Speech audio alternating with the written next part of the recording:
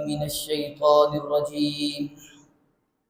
بسم الله الرحمن الرحيم. ولا تقولوا لمن يقتل في سبيل الله أموات بل أحياء ولكن لا تشعرون. سبحان ربك رب العزة عما يصفون وسلام على المرسلين والحمد لله رب العالمين. عزیزان گرامی، بزرگوں اور ساتھیوں، پچھلے سال کی طرح اس سال بھی ہم واقعہ کربلا اور اس کے حقائق کو سمجھنے کے لیے مل بیٹھے ہیں. اللہ تعالی ہمارا مل بیٹھنا قبول فرمائے اور قیامت کے دن اسے ہماری نجات کا ذریعہ بنائے.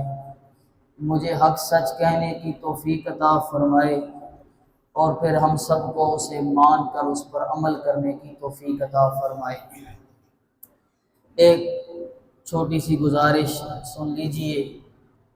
پہلی گزارش یہ ہے کہ واقعہ کربلا یہ وہ باریک دھار ہے، یہ وہ باریک پل صراط ہے کہ ہم نے، ہمارے اساتذہ نے، بڑے بڑے محقق اپنی آنکھوں سے دیکھے ہیں کہ اس باریک دھار کے اوپر کھڑے نہیں ہو سکے. کبھی وہ دائیں جانب گر کے ناسبی بن گئے ہیں. ناسبی وہ جنہوں نے اہل بیت کا انکار کر دیا. حضرت علی رضی اللہ تعالیٰ عنہ حضرات حسنین کریمین کو تنقید کا نشانہ بنانے لگے. کچھ اس دھار کی دوسری طرف جا گرے اور رافضی بن گئے. صحابہ کرام، خلفائے راشدین، امیر معاویہ رضی اللہ تعالیٰ عنہ، حضرت عمر بن عاص رضی اللہ تعالیٰ عنہ، حضرت مغیرہ بن شعبہ رضی اللہ تعالیٰ عنہ ان کو تنقید کا نشانہ بنانے لگے.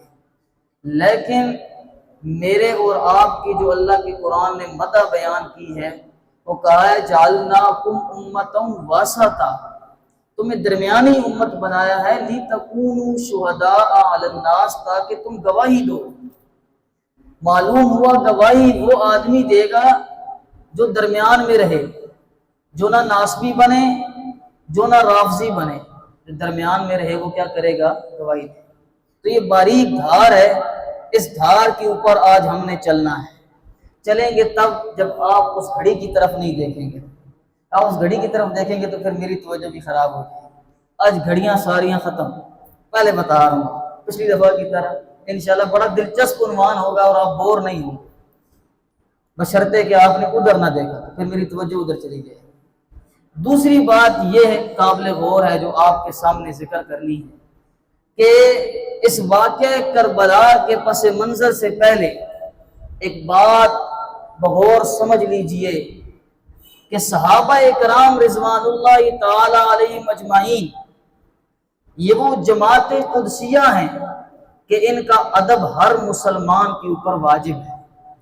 واقعہ کربلا سمجھنا اور اس انداز میں سمجھنا کہ صحابہ کرام اور ہم ساری امت جس طرح آٹے کے اندر سے بال نرمی سے نکل جاتا ہے، ہم نکل جائیں، کسی کے اوپر بھی کیچڑ نہ اچھلے. یہ سب سے بنیادی بات ہے. تاریخ کا مطالعہ کرتے ہیں جب ہم یہ بات ذہن میں نہیں رکھتے تو ہمارے سامنے ایک روایت آتی ہے تو ہم صحابہ کرام کو تنقید کا نشانہ بنا دیتے ہیں. دوسری روایت آتی ہے تو ہم حضرت امام حسین رضی اللہ تعالیٰ عنہ کو معاذ اللہ باغی بنا دیتے ہیں. یہ کیا وجہ ہے؟ ہمارے سامنے یہ پس منظر نہیں. اب آ جائیں واقعہ کربلا کی طرف. واقعہ کربلا کا سفر بہت دور ہے. میں آپ کو نبی کریم صلی اللہ علیہ وسلم سے 200 سال پہلے لے کے جانا چاہتا ہوں، پچھلے سال کی طرح، لیکن بہت مختصر گزرتا جاؤں گا اور آپ توجہ کرتے جائیں گے، اور اگر آپ کی توجہ ذرا سی بٹکی تو بات نکل جائے گی. بہت تیزی سے میں گزروں گا کیونکہ ہم نے یہاں پہنچنا ہے مدینہ منورہ. 28 رجب سن 60 ہجری پہنچنا ہے ہم نے، اور میں بات کر رہا ہوں نبی کریم صلی اللہ علیہ وسلم سے تقریباً 160 سال پہلے. تو ہمیں یہاں تک پہنچنا ہے. توجہ میری طرف رکھیے. نبی کریم صلی اللہ علیہ وسلم کے مکہ کی بات کر رہا ہوں. آپ کے دو دور ہیں، مکی اور مدنی. مکی دور کی بات کر رہا ہوں. مکہ میں آپ صلی اللہ علیہ وسلم کا سب سے پہلے قیام ہوا. آپ کے والد کا نام ہے عبداللہ، دادا کا نام ہے عبد المطلب، اس سے اوپر والے جد کا نام ہے ہاشم، اس سے اوپر والے جد کا نام ہے عبد مناف، اس سے اوپر والے جد کا نام ہے قصی بن کلاب. یہاں تک رکے. کیا جی؟ قصی بن کلاب. یاد رکھیں کیا؟ قصی بن کلاب. یہ نبی کریم صلی اللہ علیہ وسلم کے 5ویں جد بنے، 5ویں دادا بنے. قصی بن کلاب کو لوگ قریش کہتے ہیں. کیا کہتے ہیں جی؟ قریش. آپ صلی اللہ علیہ وسلم کا خاندان ہے. آپ ہاشمی بھی ہیں اور قریشی بھی ہیں. نظر بن کنانہ کو بھی قریش کہتے ہیں اور قصی بن کلاب. قصی بن کلاب کے 2 بیٹے ہیں. کتنے؟ 2.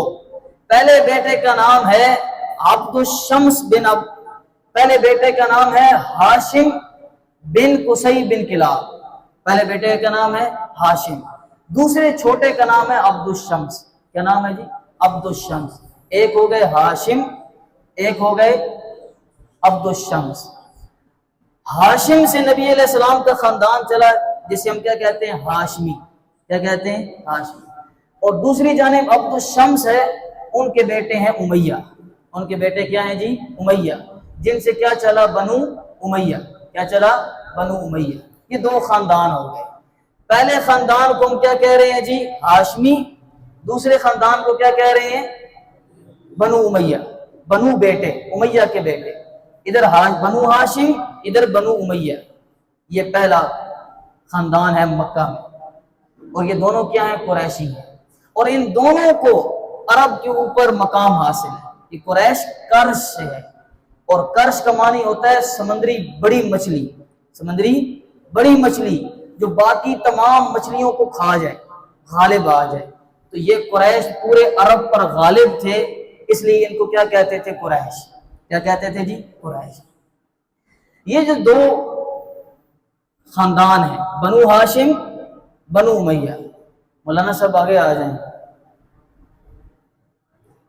بنو ہاشم، بنو امیہ، ان دونوں کو عرب کے اندر کیا حاصل ہے جی؟ مقام حاصل ہے. کیا حاصل ہے؟ مقام حاصل ہے. کیسے مقام حاصل ہے؟ جو بنو ہاشم ہے، توجہ میری طرف، ذرا سی بھٹکی بات نکل جائے گی. جو بنو ہاشم ہیں، ان کے پاس علم، حکمت، حاجیوں کی خدمت، سخاوت، مہمانوں کی مہمان نوازی، یہ بنو ہاشم کی ڈیوٹی. کس کی ہے جی؟ بنو ہاشم. اور بنو امیہ دوسرے بیٹے کی کیا ڈیوٹی ہے؟ تجارت کرنا، سفارت کاری کرنا، سیاست کرنا، فوجی انتظام چلانا. یہ کس کی ڈیوٹی ہے؟ بنو امیہ. ایک بات کہوں، آپ کو پتہ نہیں سمجھ آئے نہ آئے، آپ کو آ جائے گی. یہ بنو امیہ کی گھٹی میں ہی اللہ نے سیاست رکھی ہوئی تھی. یہ شروع سے ان کے مقدر میں تھی. تجارت، سیاست، سفارت، یہ بنو امیہ کے پاس ہے. اور علم، حکمت، فضل، مہمانوں کی مہمان نوازی، یہ کس کے پاس ہے جی؟ بنو ہاشم. ان کے درمیان کوئی عداوت نہیں، کوئی لڑائی نہیں. ہاں اتنی بات ضرور تھی کہ 2 چاچے دے پتر سے دت پوترے، اور دت پوتروں کی جنگ آپ کو سمجھانے کی ضرورت نہیں ہے. آپ سارے دیہاتی لوگ بیٹھے ہیں، سارے یہی کہتے ہیں وہ آگے نہ نکل جاوے تھے، وہ آگے نہ. یہ دت پوتروں کی جنگ اتنی سی تھی، مسابقت تھی. کیا تھی جی؟ مسابقت. ایک دوسرے سے آگے نکلتے تھے. ہاشمی کہتے تھے ہم آگے نکل جائیں، اور اموی کہتے تھے کہ ہم آگے نکل جائیں. یہ مسابقت تھی. مکی دور ختم ہوا ہے، اس کو ذہن میں رکھنا ہے. کتنے خاندان ہم نے سمجھے؟ 2. بنو ہاشم، بنو امیہ. آپس میں کیا ہے؟ مسابقت، ایک دوسرے سے آگے بڑھنے کی دوڑ. دوسری جانب مدینہ آ جائے. مدینہ میں 2 قبیلے ہیں، اوس اور خزرج. اوس اور خزرج بڑے قبیلے ہیں.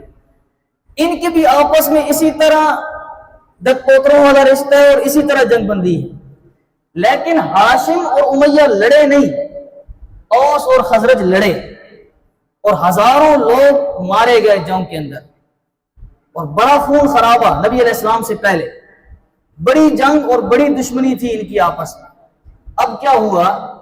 یہاں پہ بھی رک جائیں. مدینہ میں کیا آ گئے؟ اوس اور خزرج. مکہ میں کیا آ گئے؟ ہاشم اور بنو امیہ. تو جو ہے نا جی، اب آگے چلیں. نبی کریم صلی اللہ علیہ وسلم کی بعثت ہوئی، جب آپ کی بعثت ہوئی تو اللہ تعالیٰ نے فَبِمَا رَحْمَةٍ مِّنَ اللَّهِ لِنْتَ لَهُمْ وَلَوْ كُنْتَ فَظًّا غَلِيظَ الْقَلْبِ لَانفَضُّوا مِنْ حَوْلِكَ، اللہ نے آپ کو اپنی رحمت کے ساتھ نرم دل بنایا ہے۔ آپ وَمَا أَرْسَلْنَاكَ إِلَّا رَحْمَةً لِّلْعَالَمِينَ ہیں۔ نبی کریم صلی اللہ علیہ وسلم نے اللہ تعالیٰ کی فضل عنایت اور نبی علیہ السلام کے اوپر رحمت کی برکھا برس رہی تھی، آپ نے ان ساری چپکلشوں کو ختم کر دیا۔ ہاشم اور امیہ کے درمیان جو مسابقت تھی اس کو بھی ختم کر دیا۔ اور کیسے ختم کیا؟ بنو امیہ سے، آپ خود ہاشمی ہیں، بنو امیہ سے بیٹیاں لیں، ان کو بیٹیاں دی، رشتے کیے، دیے بھی اور کیے بھی۔ نبی علیہ السلام کی اپنی بیوی ام حبیبہ، نام ہے رملہ، یہ کون ہے جی؟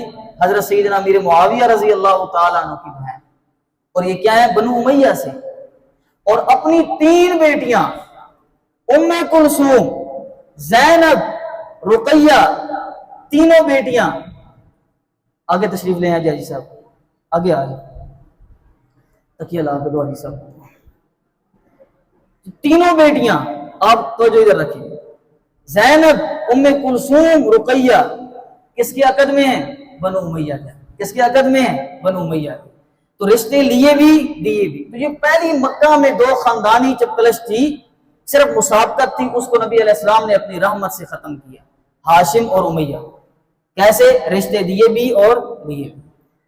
اب آ جائیں مدینہ میں، اوس اور خزرج کی جو آپس میں جنگ بندی تھی، نبی علیہ السلام نے مواخات کا رشتہ قائم کیا، بھائی چارگی کا رشتہ قائم کیا، رحمت۔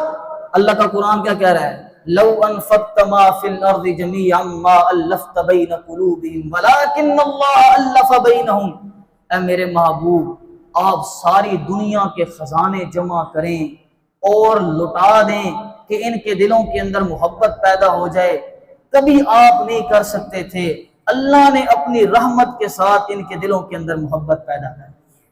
یہ ہے وَمَا أَرْسَلْنَاكَ إِلَّا رَحْمَةً لِّلْعَالَمِينَ۔ تو اوس اور خزرج کی جو آپس میں جنگ بندی تھی، نبی علیہ السلام نے اپنی رحمت سے اس کو بھی کیا کر دیا؟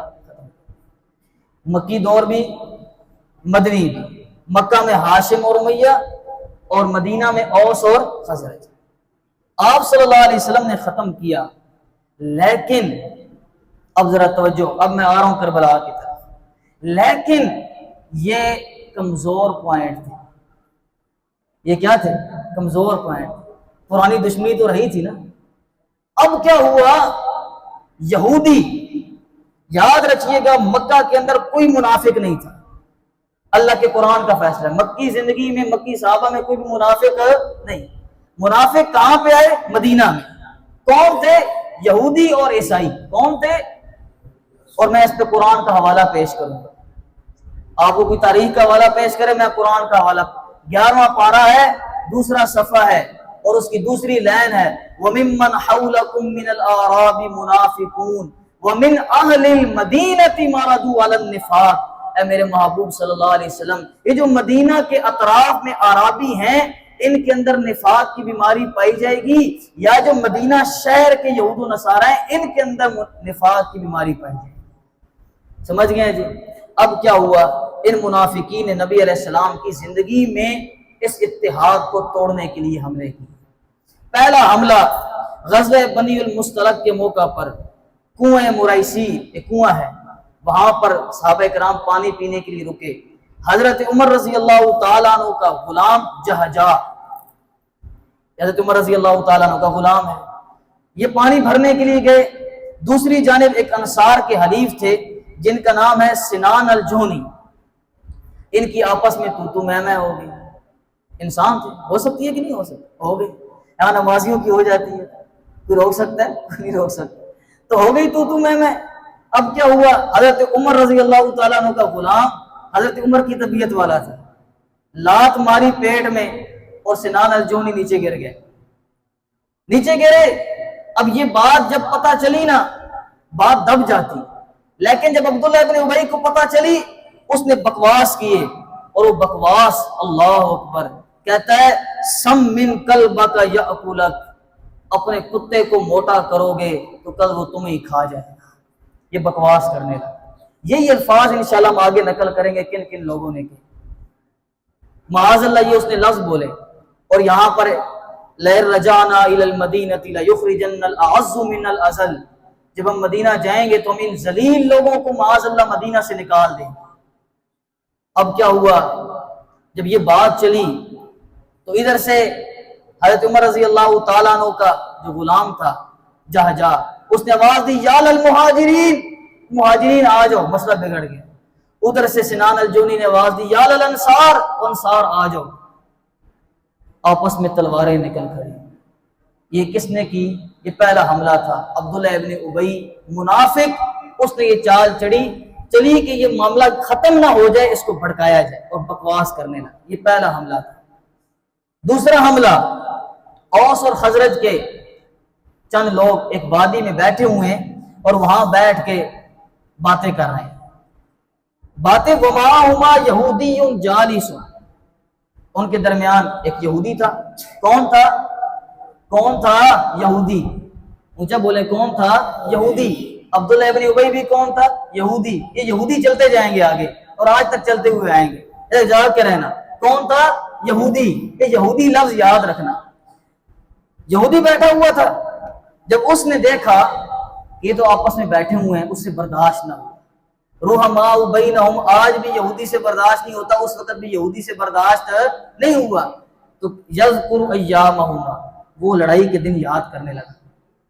اوسی کو کہتا ہے تمہیں خزرجیوں نے مارا تھا، اور خزرجیوں سے کہتا ہے تمہیں اوسیوں نے مارا تھا، یاد ہے تمہیں؟ جب وہ دوبارہ آگ بھڑکی، والعداوۃ التی کانت بینہما حتی استبا، اس دشمنی کا ذکر کرنے لگا جو پہلے تھی. یہ بخاری مسلم کی روایت پڑھ رہا ہوں. یہاں تک کہ ایک دوسرے کو برا بلا کہنے لگے. فنادا ھذا قوما، اس نے اپنی قوم کو آواز دی. فنادا ھذا قوما، دوسرے نے اپنی قوم کو آواز دی. اوسیوں نے اوس والوں کو بلایا، خزرجیوں نے خزرج والوں کو بلایا. صف بندی ہو گئی، دوبارہ تلواریں نکل آئیں. کس کی سازش تھی؟ بولتے نہیں ہو، کس کی؟ یہودی کی.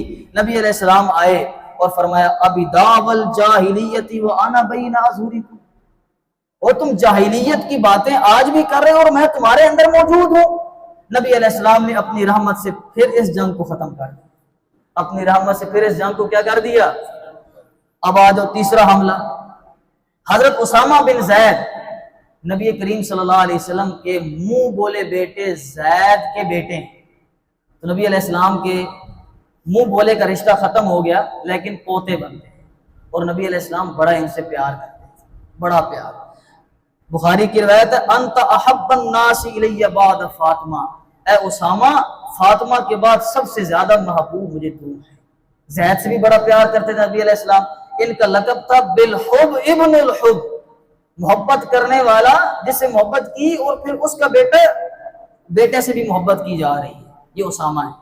نبی علیہ السلام نے 18 سے 20 سال کی عمر میں ان کو ایک جنگ کے اوپر امیر بنایا، اور اس جنگ کے اندر کون ہے؟ ابو بکر، عمر، ابو عبیدہ بن جراح، خالد بن ولید، سعد بن ابی وقاص رضی اللہ تعالیٰ عنہ مجمعین، سارے جرنیل صحابہ. اور ان کے اوپر امیر کیسے بنایا ہے؟ اسامہ بن زید. نبی علیہ السلام کی مرضی، جسے چاہے امیر بنا دے. مرضی ہے کہ نہیں ہے؟ آپ کی حکمت ہے. اب پھر کیا ہوا؟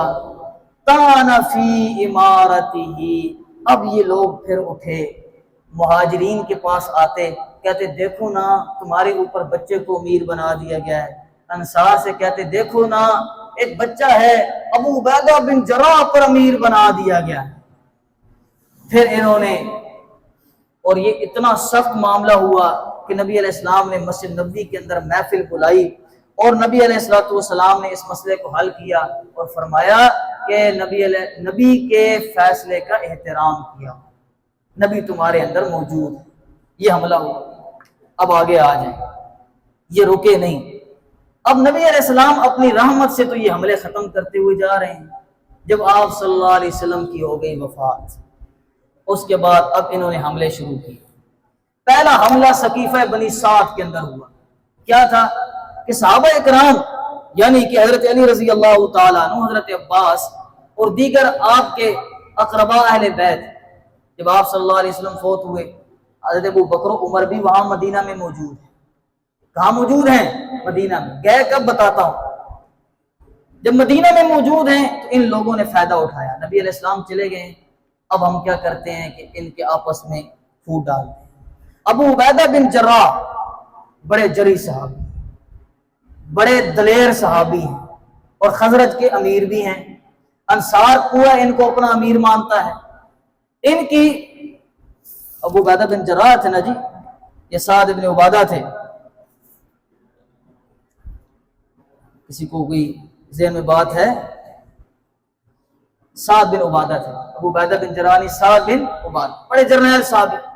ان کو لے کر گئے بنی ثقیفہ کہتے ہیں چبوترے کو، بنی سعد کی چبوترا بیٹھک تھی وہاں پر، اور وہاں پر کہنے لگے کہ وہ مہاجرین نبی علیہ الصلوۃ والسلام کی تدفین کے اندر مشغول ہیں، آؤ ہم آپ کی بیعت کرتے ہیں، آپ کا حق ہے، آپ نے نبی کریم صلی اللہ علیہ وسلم کو مدینہ میں پناہ دی، آپ نے نصرت کی، صحابہ کرام کو گھر دیے، آپ بیعت کریں۔ جب ابو بکر و عمر کو پتہ چلا تو آپ تب مدینہ سے چلے یہ معاملہ کیا چل رہا ہے، اور کہیں سعد ابن عبادہ جذباتی ہو کر ان کے ہاتھ میں چلے نہ جائیں، اور آئے اور سعد ابن عبادہ کے الفاظ سنے۔ حضرت ابو بکر آئے، کہنے لگے سعد ابن عبادہ کیا نیت کی ہوئی ہے؟ کہا جی نیت کی ہوئی ہے، یہ انصار آئے ہیں اور چند اور لوگ آئے ہیں اور کہتے ہیں کہ ہم آپ کو امیر بناتے ہیں۔ حضرت ابو بکر نے کہا الائمۃ من قریش، سعد ابن عبادہ تو نے نبی علیہ السلام کی حدیث نہیں سنی کہ جو امام ہوگا، جو خلیفہ ہوگا وہ کون ہوگا؟ قریشی ہوگا، آپ قریشی ہو۔ سعد ابن عبادہ زاروں قطار رونے لگ گئے، اور انصار کی ساری جماعت کھڑی ہوئی اور کہنے لگی کہ آپ امیر منتخب کریں۔ حضرت ابو بکر امیر نہیں بننا چاہتے تھے، خلیفہ نہیں بننا چاہتے تھے، حضرت عمر نے زبردستی ہاتھ پکڑا اور حضرت ابو بکر کے ہاتھ پر بیعت کر، حضرت عمر نے زبردستی ہاتھ پکڑا اور کیا کیا؟ حضرت ابو بکر کے ہاتھ پر بیعت کر۔ تو یہاں دو چپکلشیں ڈالی، پہلی مہاجرین اور انصار کے درمیان، لنا امیر ولکم امیر، تم اپنا امیر بنا لو، اپنا امیر بنا لیں تاکہ پھوٹ پڑ جائے۔ دوسرا کہ پھر مہاجرین کے درمیان پھوٹ ڈالی، وہ کیسے؟ چمکٹا بنایا اور حضرت سیدنا علی رضی اللہ تعالیٰ عنہ کے گھر جمع ہو۔ حضرت علی رضی اللہ تعالیٰ عنہ بڑے صبر، بڑی فراست اور بڑے ذی رگ آدمی تھے، کمال فراست ہے آپ کی، ہم آگے اس کا ذکر کریں گے۔ بھڑکانے کے باوجود حضرت علی رضی اللہ تعالیٰ عنہ اپنے گھر سے باہر نہیں نکلے، ہاں ناراضگی کا اظہار ضرور کیا کہ ابو بکر و عمر ثقیفہ بنی سعد چلے گئے اور مجھے ساتھ نہیں لے گئے۔ ان کا عذر اپنی جگہ پر تھا کہ ہم فوراً نکلے تاکہ پیچھے سے تدفین ہو، تجہیز و تکفین ہو، مسئلہ خراب نہ ہو جائے، اور حضرت علی کا عذر اپنی جگہ پر تھا کہ مجھے ساتھ لے کر۔ تو یہ دوسرا انہوں نے حملہ کیا کہ تاکہ مہاجرین آپس میں پھوٹ پڑے۔ تفصیل میں نہیں جا رہا، نکلتا جا رہا ہوں کیونکہ ہم نے یہاں پہنچنا۔ اب کیا ہوا؟ پھر ایک اور حملہ کیا ہے۔ اچھا جب خلافت سٹیبل ہو گئی، مضبوط ہو گئی، حضرت ابو بکر رضی اللہ تعالیٰ عنہ کا دبدبہ روب قائم ہو گیا، مدینہ میں کوئی بندہ بات سننے کے لیے تیار نہیں تھا۔ پھر حضرت عمر کی حکومت آئی، مار مار کے ان کو بھگایا، سرحدوں سے باہر نکالا۔ حضرت عمر رضی اللہ تعالیٰ عنہ کا جو ہی انتقال ہوا، اب معاملہ آ گیا نازک مرحلے درجات کے۔ جو ہی انتقال ہوا، حضرت عمر رضی اللہ تعالیٰ عنہ نے 6 رکنی کمیٹی بنائی۔ کتنی؟ 6۔ اس کے اندر کون کون ہے؟ 6 رکنی کمیٹی کے اندر حضرت علی رضی اللہ تعالیٰ عنہ خود شامل ہیں، حضرت سعد ابن ابی وقاص شامل ہیں، حضرت عثمان بن عفان شامل ہیں۔ یہ 6 رکنی کمیٹی حضرت عمر رضی اللہ تعالیٰ عنہ نے بنائی اور کہا کہ 3 دن کا ٹائم ہے تمہارے پاس، 3 دن کے اندر اندر تم نے فیصلہ کرنا ہے کہ تم امیر کسے بناؤ۔ آخر میں کیا ہوا؟ معاملہ یہاں پہ آ پہنچا کہ حضرت علی اور حضرت عثمان کے درمیان ووٹ تقسیم ہو کہ کسے امیر بنایا جائے، کسے امیر بنایا جائے۔ 4 بندے تھے حضرت عثمان کی طرف، 2 تھے حضرت علی کی۔ اب کیا ہوا؟ بخاری مسلم کی روایت، تبری نے اسے نقل کیا، ابن کثیر نے اسے نقل کیا، حوالے پڑھ کے سنانے کا وقت نہیں ہے، کہ حضرت سعد ابن ابی وقاص رضی اللہ تعالیٰ عنہ گلی محلوں میں پھر کے عورتوں اور بچوں اور بڑوں سے ہر ایک سے مشورہ کرتے تھے کہ بتاؤ امیر کسے بنایا جائے۔ پورا مدینہ اس بات پر متفق ہوا کہ دوہرے دماد نبی صلی اللہ علیہ وسلم حضرت عثمان رضی اللہ تعالیٰ عنہ کو خلیفہ بنائے۔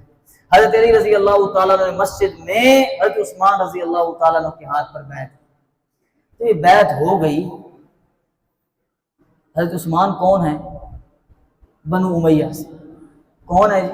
بنو امیہ سے۔ حضرت علی کون ہے؟ بنو ہاشم سے۔ وہ جو نبی علیہ السلام نے اپنی رحمت سے مسابقت ختم کی تھی، اب اسے بھڑکائیں گے، اسے کیا کریں گے؟ اور کون بھڑکائے گا؟ وہ لفظ یاد ہے نا آپ کو؟ کون سا لفظ تھا؟ یہودی۔ کون سا لفظ تھا؟ کون سا لفظ تھا؟ یہودی۔ اب اس یہودی پہ آ جانا ہے۔ عبداللہ ابن سبا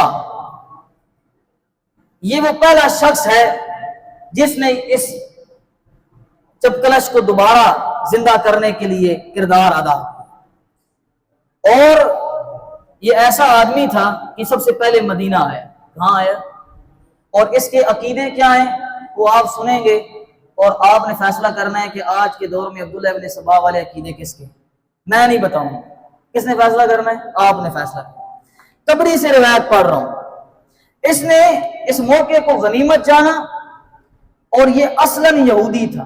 کون تھا؟ اصلاً یہودی تھا۔ کون تھا؟ اصلاً یہودی تھا۔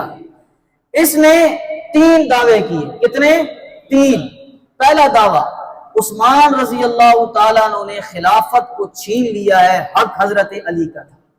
پہلا دعویٰ، عثمان رضی اللہ تعالیٰ عنہ نے، بنو امیہ نے خلافت کو چھین لیا ہے، حق کس کا تھا؟ بنو ہاشم۔ یہ پہلا ہے اس کا دعویٰ۔ دوسرا، عثمان رضی اللہ تعالیٰ عنہ اپنوں کو نوازتے ہیں۔ کیا کرتے ہیں؟ اپنوں کو نوازتے ہیں۔ تیسرا اس کا دعویٰ یہ تھا کہ حضرت علی رضی اللہ تعالیٰ عنہ کے اندر الہ والی صفات ہیں، حضرت علی حاجت روا بھی ہیں، مشکل کشا بھی ہیں، ہماری مدد بھی کرتے ہیں۔ کیا کرتے ہیں؟ ہماری مدد بھی کرتے ہیں۔ اب آپ نے خود فیصلہ کرنا ہے کہ یہ عقیدے کس کے۔ ابھی ہم آگے چلتے ہیں۔ سب سے پہلے یہ مدینہ آیا، صحابہ اکرام مدینہ میں موجود، کسی نے بھی اس کی بات نہیں سنی، اس کی بات پر کسی نے توجہ، اور اسے کہا کہ دفع ہو جائے یہاں سے۔ اس نے دیکھا کہ مدینہ میں دال نہیں گلنے والی، اس نے دوسرا سفر کیا بصرہ کا۔ تبری پڑھ رہا ہوں۔ کہاں کا سفر کیا؟ بصرہ کا۔ وہاں پہنچا، وہاں عراقی اور ایرانی 9 مسلم قبیلے تھے، انہیں اس نے ورگلایا اور کہا حضرت علی رضی اللہ تعالیٰ عنہ، آگے عقیدے ذکر ہوں گے، یہ نبی علیہ السلام کے چچا زاد بھائی ہیں، آپ کے گھر پرورش پائی ہے، آپ کے وسیع ہیں۔ وسیع کا پہلا عقیدہ یہ گھڑنے والا تھا، خلیفہ بلا فصل تھے، یہ عقیدہ گھڑنے والا تھا۔ لہٰذا وہاں بڑا ظلم ہو رہا ہے، ان کا کوئی ساتھ دینے والا نہیں ہے، اور عثمان نے اپنوں کو نوازا ہے، تم میرا ساتھ دو، ہم عثمان کے خلاف بغاوت کریں۔ اس نے پہلا سفر بصرہ کر دیا۔ وہاں سے اس نے اپنے ہم خیال جماعت تیار کی۔ پھر یہ کوفہ پہنچا۔ کہاں پہنچا؟ کوفہ۔ یہ فوجی چھاونی تھی، یہاں ہر قسم کے فوجی موجود تھے، بارڈر تھا۔ اس نے کیا کیا؟ وہاں پر بھی ایک پوری جماعت تیار کی۔ تیسرا سفر اس نے کیا قاہرہ کا، اور وہاں سے سب سے زیادہ اس نے کامیابی قاہرہ سے حاصل کی۔ اب یہ بصرہ، کوفہ، قاہرہ سے لوگ لے کر آیا، جنہیں ہم کہتے ہیں بلوائی۔ کیا کہتے ہیں جی؟ بلوائی۔ بلوائی، بلوا کہتے ہیں بڑی مصیبت، ناگہانی آفت، بڑی آفت تھی، یہ لے کر آ گیا۔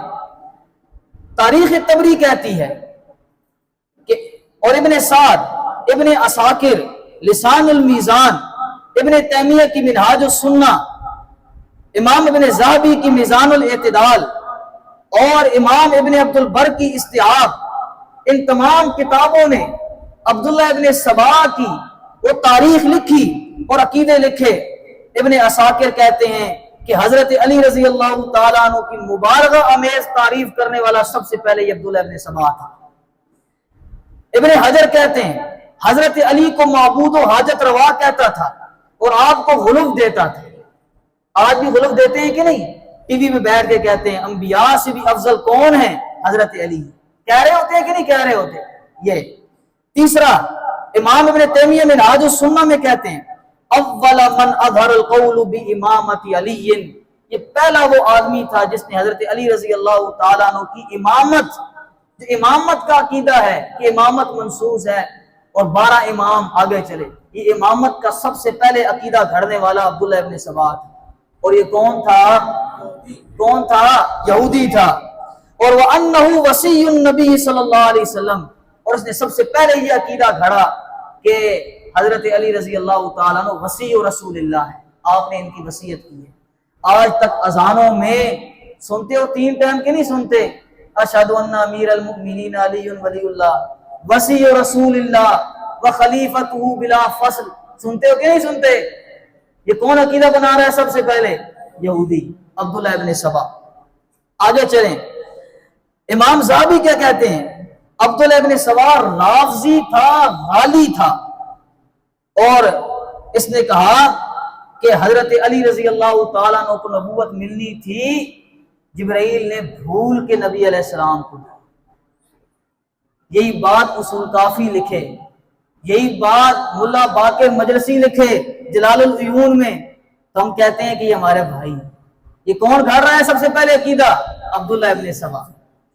آگے سنیں، امام ابن عبد البر کہتے ہیں عبداللہ ابن سبا کان کذابا غالیا اظہر الاسلام نفاقا، یہ غالی رافضی شیعہ تھا اور اس نے سب سے پہلے منافقت اختیار کر کے اسلام قبول کیا، یہ رافضی۔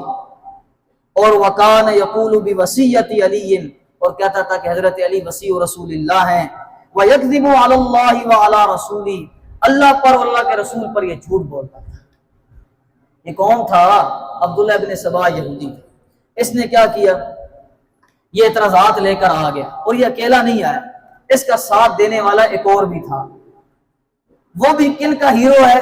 انہی کا، اس کا نام ہے مالک بن اشتر نخی، ابراہیم اس کا نام ہے، اور اس پر میں نے تفصیلی ویڈیو دلائل کے ساتھ بنا کے اپنے چینل پہ لگائی ہوئی، مالک بن اشتر نخی کے والے سے۔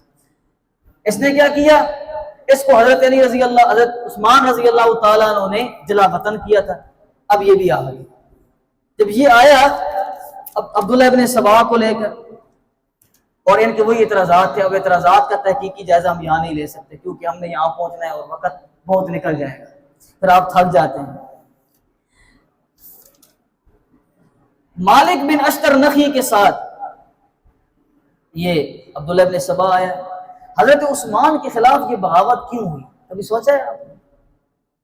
وہ کہتے ہیں مولوی اسحاق، مرزا جیلمی، مولانا مودودی، ان سب نے یہ لکھا، وہی عبداللہ ابن سبا والے اعتراض۔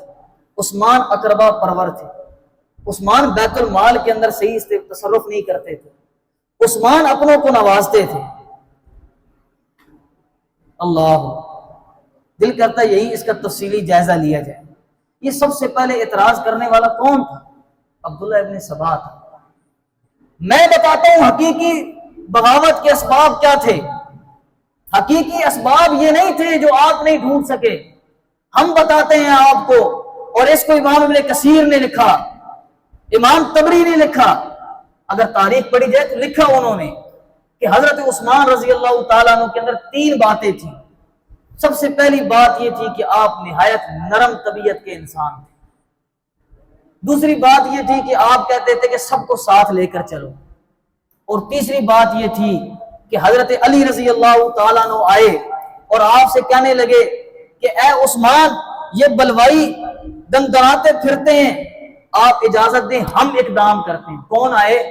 حضرت علی آئے۔ حضرت عثمان، اللہ اکبر، آپ کا جملہ کہ میں شہر رسول صلی اللہ علیہ وسلم کو خون آلود نہیں کرنا چاہتا۔ ان کی مظلومیت کی داستان تمہیں نہیں سمجھ آتی؟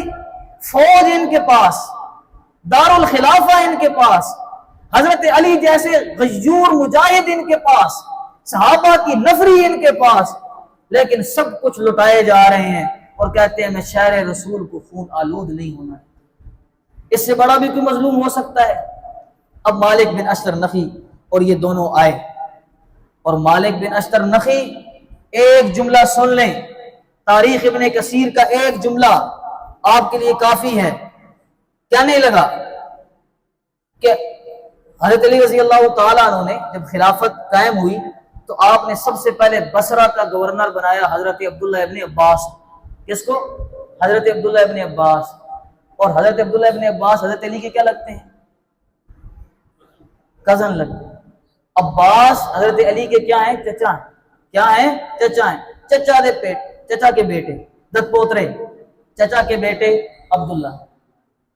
اور اس نے وہی جملے بولے اور کہنے لگا کہ اگر بصرہ حضرت علی نے عبداللہ ابن عباس کو دینا تھا تو ہم نے بوڑھے عثمان کو مدینہ میں قتل کیوں کیا تھا؟ اس کے جملے تھے، ہم نے بوڑھے عثمان کو مدینہ میں قتل کیوں کیا تھا؟ اس لیے تو کیا تھا کہ ہمیں عہدے ملے، اور اب بھی یہ عہدے نہیں دے رہا. اور پھر اس کا دوسرا جملہ، حضرت علی رضی اللہ تعالیٰ عنہ نے جب نکلے حضرت امیر معاویہ سے جنگ کے لیے، امید تھی کہ صلح ہو جائے، تو اس نے وہاں تاریخی جملہ بولا. ابن کثیر نے اس کو نقل کیا اور کہنے لگا اگر علی نے اس معاویہ سے صلح کر لی تو یاد رکھو ہم اس علی کو بھی اس بوڑھے عثمان کے پاس بھیج دیں. یہ شیان علی بن کے آئے تھے، یہ حضرت علی رضی اللہ تعالیٰ عنہ کے محب بن کے آئے تھے. کیسے محب بنے؟ یہ بھی عمال کرتے. اب کیا ہوا؟ مدینہ میں دندناتے پھر رہے ہیں. حضرت عثمان رضی اللہ تعالیٰ عنہ شہر رسول کو خون آلود نہیں کرنا چاہتے انہوں نے. اور یاد رکھیں حضرت علی رضی اللہ تعالیٰ عنہ ہیں جنہوں نے اپنے بیٹے حسن و حسین کو حضرت عثمان رضی اللہ تعالیٰ عنہ کے دروازے پر پہرے دار مقرر کیا. اور جب یہ بلوائی اندر گھسے تو حضرت علی رضی اللہ تعالیٰ نے مکے مارے سینے پر مکہ مارا حضرت حسن کے. تیرے ہوتے ہوئے تیرے چچا عثمان پر ہاتھ ڈل گیا. اور یہ ایک دوسرے سے دشمنیاں ظاہر کرتے. اب کیا ہوا؟ اب یہ ہاشم اور امیہ پہ آ جائے. ابھی ہم کربلا کے بالکل قریب ہیں، ذرا جا کے بیٹھنا ہے آپ. انہوں نے عبداللہ ابن سبا، مالک بن اشترنف اور ان کے ساتھ جو بلوائی آئے ہوئے تھے، انہوں نے جو ہی حضرت سیدنا عثمان رضی اللہ تعالیٰ عنہ کو شہید کیا، ساتھ ہی حضرت علی اپنا خون بچانے کے کیا کرنے کے لیے؟ خون بچانے کے لیے حضرت علی رضی اللہ تعالیٰ عنہ سے کہا کہ آپ ہاتھ آگے بڑھائیں، ہم آپ کے ہاتھ پر بیعت کرتے ہیں. اب وہ فوج، وہ باغی جو عثمان رضی اللہ تعالیٰ عنہ کو شہید کرنے آئے تھے، کس کی فوج میں شامل ہو گئے؟ کس کی فوج میں شامل ہو گئے؟ حضرت علی کی. کس کی فوج میں؟ حضرت علی کی. یہاں سے بنو ہاشم اور بنو امیہ کی دوبارہ پھوٹ پڑ رہی ہے. کیوں؟ کیونکہ امیہ کا خون عثمان قصاص کا مطالبہ کس نے کرنا ہے؟ بنو امیہ نے. کس سے کریں گے؟ وہ قاتلین سے. اور قاتلین کہاں بیٹھے ہیں؟ ہاشمیوں کی فوج میں. کہاں بیٹھے ہیں؟ ہاشمیوں کی. امام طبری لکھتے ہیں جلد 3 صفحہ نمبر 476، فقال قوم من عسكر علي من عسكر علي والله لئن طلب منا دم عثمان لنقاتلنك. حضرت علی رضی اللہ تعالیٰ عنہ نے پوچھا کہ میری فوج میں قاتلین عثمان کون ہیں؟ آدھی سے زیادہ فوج نے ہاتھ کھڑے کر کے کہا کہ ہم قاتلین عثمان ہیں. ہم کیا ہیں؟ قاتلین عثمان ہیں. اور البدایہ والنہایہ میں امام ابن کثیر لکھتے ہیں ولما طلب علی القصاص من دم عثمان، جب حضرت علی رضی اللہ تعالیٰ عنہ سے حضرت عثمان کے قصاص کا مطالبہ کیا گیا تو تبرم کثیر من عسکر، تو ان کی فوج میں اکثریت وہ تھی کہ جو حضرت عثمان کے قاتلین تھے. وقال له، اور حضرت علی سے کہنے لگے کلنا قتلناہ، ہم سب نے عثمان کو قتل کیا ہے.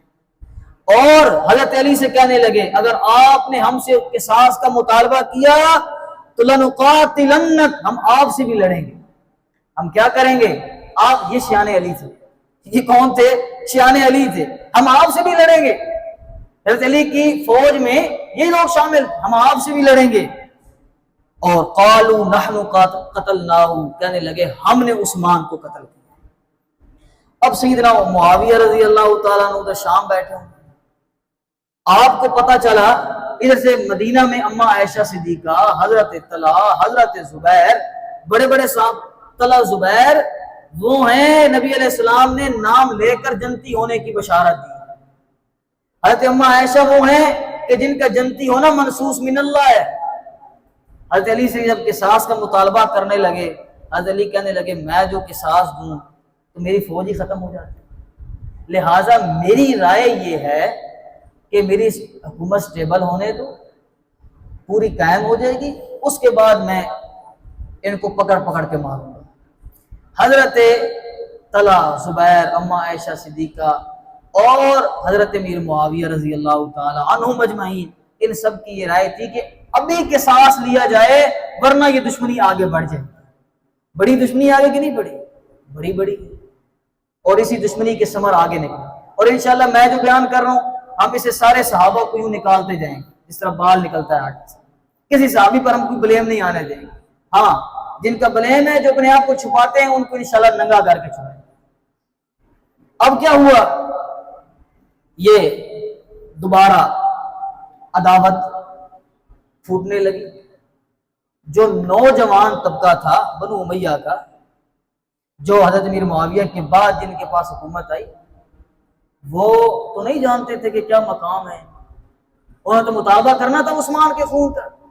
اور حضرت علی رضی اللہ تعالیٰ عنہ، آپ کی فوج میں تو لوگ ہی وہ شامل تھے جو کیا کرنا چاہتے تھے، پھوٹ ڈالا. سارے نہیں بلکہ وہ بلوائی جو وہ بعد میں خارجی بنے. ہم آگے انشاءاللہ حال کرتے ہیں. اب کیا ہوا، تیزی سے آگے نکلتے ہیں. حضرت علی اور حضرت امیر معاویہ کی بھی جب صلح ہونے لگی تو ایک گروہ حضرت علی کی فوج میں سے نکلا جس گروہ کو ہم کہتے ہیں خارجی. کیا کہتے ہیں؟ خارجی. اور یہ مسجد کے اندر آ کے نعرے لگاتے تھے، کہتے تھے علی آپ کافر ہو گئے ہیں.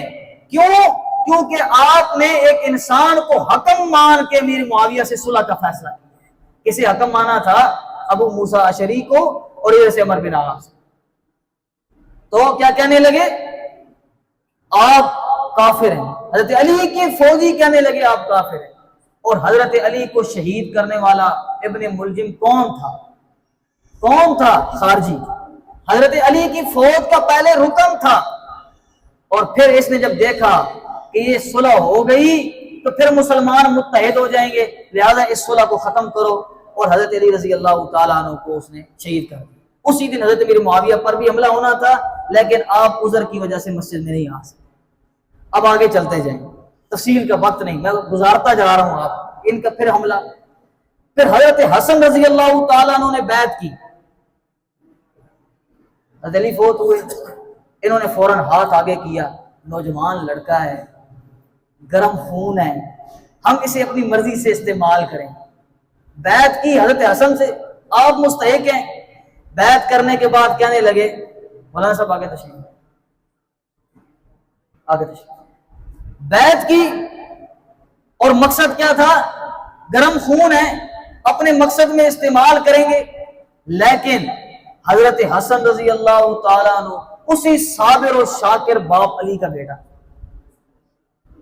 فراست تھی. اور میں آپ کو پہلے شروع میں بتا چکا ہوں کہ ہاشمیوں کے پاس کیا تھا؟ علم، حکمت، فضل، سخاوت. اور بنو امیہ کے پاس کیا تھا؟ قصی بن کلاب کی بات کرو، وہاں سے سیاست، تجارت، سفارت، فوجی نظام. حضرت حسن رضی اللہ تعالیٰ عنہ نے حضرت امیر معاویہ رضی اللہ تعالیٰ عنہ کے ہاتھ پر بیعت کر. کون سی ہجری میں؟ سن 41 ہجری میں. کتنی میں؟ سن 41 ہجری میں. اور یہ بیعت ہوئی. اس کے بعد سنو، وہی جو حضرت علی رضی اللہ تعالیٰ عنہ کی فوج میں شامل ہوئے، پھر آپ کے خلاف خروج کیا، آپ کو قتل کیا کہ کہیں صلح نہ ہو جائے. پھر جب حضرت حسن رضی اللہ تعالیٰ عنہ نے صلح کی تو آپ اٹھائیں، مشکات کے اندر یہ روایت موجود ہے، بخاری مسلم کے اندر یہ روایت موجود ہے. حضرت حسن رضی اللہ تعالیٰ عنہ کو دیکھ کر کہتے تھے، یا عار المؤمنین، اے ایمان والوں کو ذلیل و رسوا کرنے والے. کس کو کہہ رہے ہیں؟ حسن کو. کون کہہ رہے ہیں؟ شیعان علی، وہ آپ کی فوج میں جو شامل تھے. اور کون؟ عبداللہ ابن سبا، یہودی النسل کی اولاد. کیا کہہ رہے ہیں؟ یا عار المؤمنین. حضرت حسن رضی اللہ تعالیٰ عنہ مسکراتے ہوئے جواب دیتے ہیں، العار خیر من النار. یہ عار جو تم مجھے کہہ رہے ہو یہ دوزخ سے بہت بہتر ہے. یہ مسلمانوں کے خون بہانے سے بہت بہتر ہے۔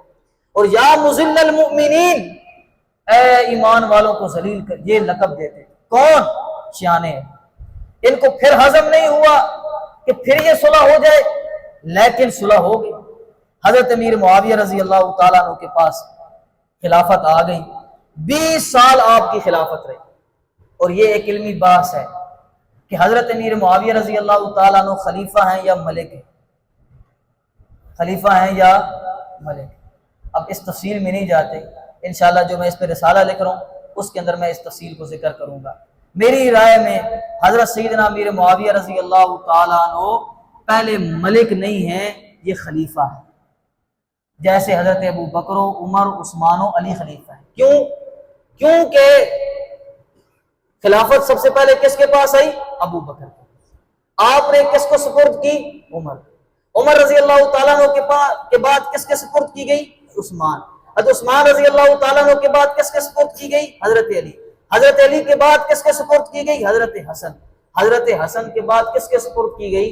حضرت امیر معاویہ۔ ہاں تم ملک مانتے ہو کہ باپ کے بعد بیٹا ملک ہوتا ہے، تو پھر یزید کو مانو، حضرت امیر معاویہ کو ملک کیوں مانو؟ اور جو 30 سال والی خلافت والی روایت ہے وہ ضعیف روایت ہے، جہاں ہم اس پہ بحث نہیں کرتے۔ 20 سال آپ کی خلافت، ملوکیت نہیں، کیا خلافت، اور اس کے اندر سیدنا حسن رضی اللہ تعالیٰ عنہ سے سارے تعلقات بحال ہو گئے۔ دونوں بھائی سالانہ 1 لاکھ درہم وظیفہ لیتے تھے۔ کتنا؟ 1 لاکھ۔ باغیوں سے وظیفے لیے جاتے ہیں؟ دشمنوں سے وظیفے لیے جاتے ہیں؟ نہیں، تم دشمنی پیش کر رہے ہو، وہ تو آپس میں شیر و شکر ہو چکے تھے۔ وہ تم نے پھوٹ ڈالنے کی کوشش کی تھی، ہاشم اور امیہ دوبارہ صلح میں بدل گئی۔ اور پھر سیدنا حسین رضی اللہ تعالیٰ عنہ نے غزوات میں شرکت کی، قسطنطنیہ کی مشہور جنگ کے اندر شرکت اور دیگر غزوات کے اندر شرکت۔ اب آگے آ جائیں، یہاں پہنچ گئے ہیں مدینہ منورہ، 28 رجب پر ہم پہنچ گئے۔ حضرت امیر معاویہ رضی اللہ تعالیٰ عنہ جب فوت ہونے لگے، صحابی کی نیک نیت تھی، اس کو ائمہ محدثین نے ذکر کیا۔ ابن حجر کی میں آپ کے سامنے روایت پڑھتا ہوں رحمہ اللہ تعالی۔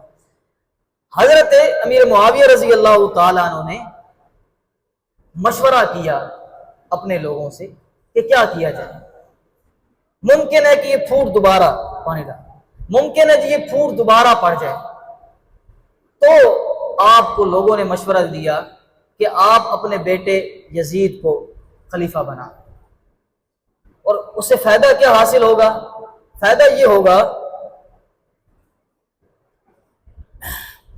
کہ آپ لوگوں کی حکومت سٹیبل ہے، کوئی بول نہیں پائے گا، اور یہ اتحاد اسی طرح چلتا رہے گا۔ اسی نیک نیتی کی بنیاد پر ابن حجر فتح الباری میں لکھتے ہیں، اور امام طبری نے جلد 7 صفحہ نمبر 157 پر لکھا، فخری نے صفحہ نمبر 10 تاریخ فخری، کیا کہتے ہیں؟ 4 باتیں کی حضرت امیر معاویہ رضی اللہ تعالیٰ، 4 اشخاص کے متعلق، اور فرمایا کہ اے یزید، جب تو میرے بعد ولی عہد، ابھی تو ولی عہد ہے، جب تو خلیفہ بنے گا تو عبد الرحمن ابن ابی بکر، کس کے بیٹے ہیں؟ ابو بکر رضی اللہ تعالیٰ عنہ، بڑی شخصیت کے بیٹے، یہ ہو سکتا ہے تیری بیعت نہ کریں، لیکن یہ بزرگ آدمی ہے، ممکن ہے کہ اس کی زندگی وفا نہیں کرے۔ عبد الرحمن ابن ابی بکر نکل گئے، پیچھے رہ گئے 4، عبداللہ ابن عباس، عبداللہ ابن عمر، عبداللہ ابن زبیر، اور سیدنا حسین ابن علی۔ کتنے بندے؟ 4۔ عبداللہ ابن عباس کس کے بیٹے ہیں؟ عباس رضی اللہ، نبی علیہ السلام کے چچا۔ عبداللہ ابن عمر کس کے بیٹے ہیں؟ حضرت عمر بن خطاب کے۔ حضرت عبداللہ بن زبیر کس کے بیٹے ہیں؟ زبیر بن عوام کے، عشرہ مبشرہ کے صحابی۔ اور سیدنا حسین کس کے بیٹے ہیں؟ خلیفہ چہارم سیدنا علی رضی اللہ تعالیٰ عنہ۔ اور ہر ایک کے بارے میں وصیت کی۔ فرمایا اب عبداللہ ابن عباس یہ مصلحت پسند آدمی ہے، گزارا کر لے گا۔ عبداللہ ابن عمر یہ بھی مصلحت پسند آدمی ہے، یہ بھی گزارا کر لے گا، اور واقعی ان دونوں نے گزارا کر لیا۔ عبداللہ ابن زبیر یہ خطرناک ثابت ہو سکتا ہے، کیوں؟ کیونکہ یہ ان دونوں سے کم عمر ہیں اور جو شیر جوان ہیں اور دلیر جوان ہیں، ان سے ذرا محتاط رہنا۔ اور تیسرے ہیں سیدنا حسین ابن علی، مجھے اندیشہ ہے کہ دوبارہ کوفے والے اسے ہمارے خلاف بھڑکانے کی کوشش کریں۔ وہی بات، ہاشم اور امیہ دوبارہ انہیں ہمارے خلاف بھڑکانے کی کوشش کریں گے۔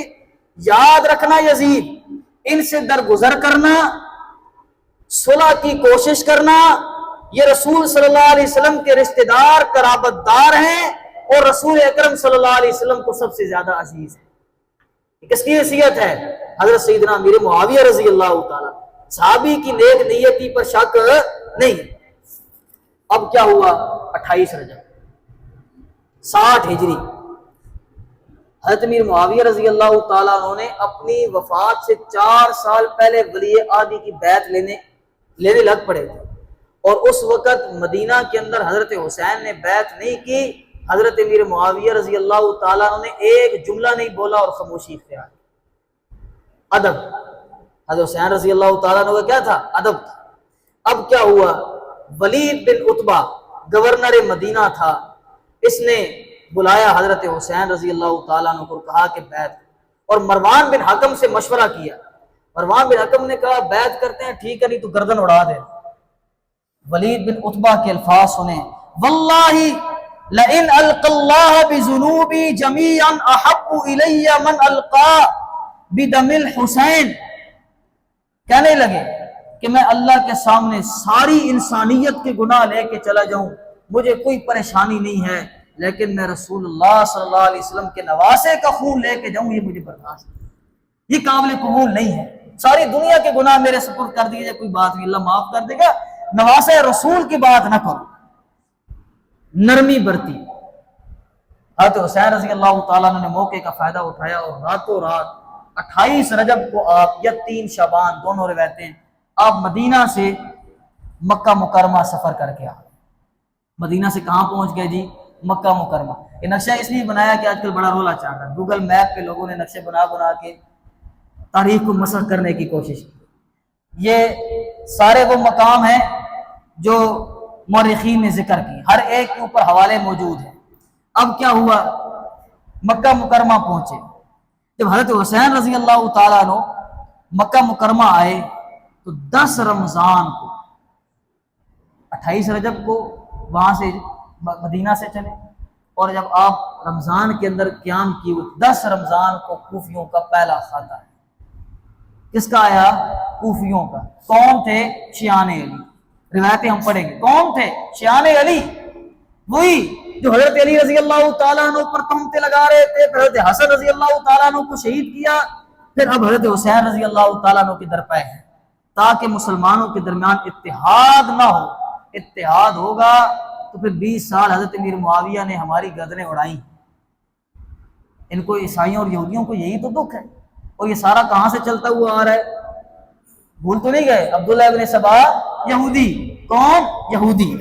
آگے چلیں جی، 10 رمضان کو 60 ہجری پہلا خط، کتب علی الکوفۃ للحسین فی رمضان بدعوتی للقدوم، البدایہ والنہایہ میں امام کثیر نے ذکر کی کہ کوفیوں نے یہ خط لکھے، اور حضرت امام حسین رضی اللہ تعالیٰ عنہ نے سب سے پہلے مسلم بن عقیل، یہ مقام سالبیہ پر مسلم بن عقیل کا، اور یہ کون ہیں؟ حضرت حسین رضی اللہ تعالیٰ عنہ کے کیا لگتے ہیں؟ چچا زاد بھائی۔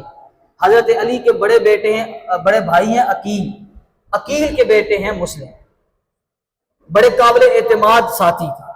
آپ نے ان کو روانہ کیا اور کہا 15 رمضان کو یہ روانہ ہو، اور آپ نے کہا کہ جاؤ خبر لو۔ اور سب سے بڑا فراڈ کیا تھا؟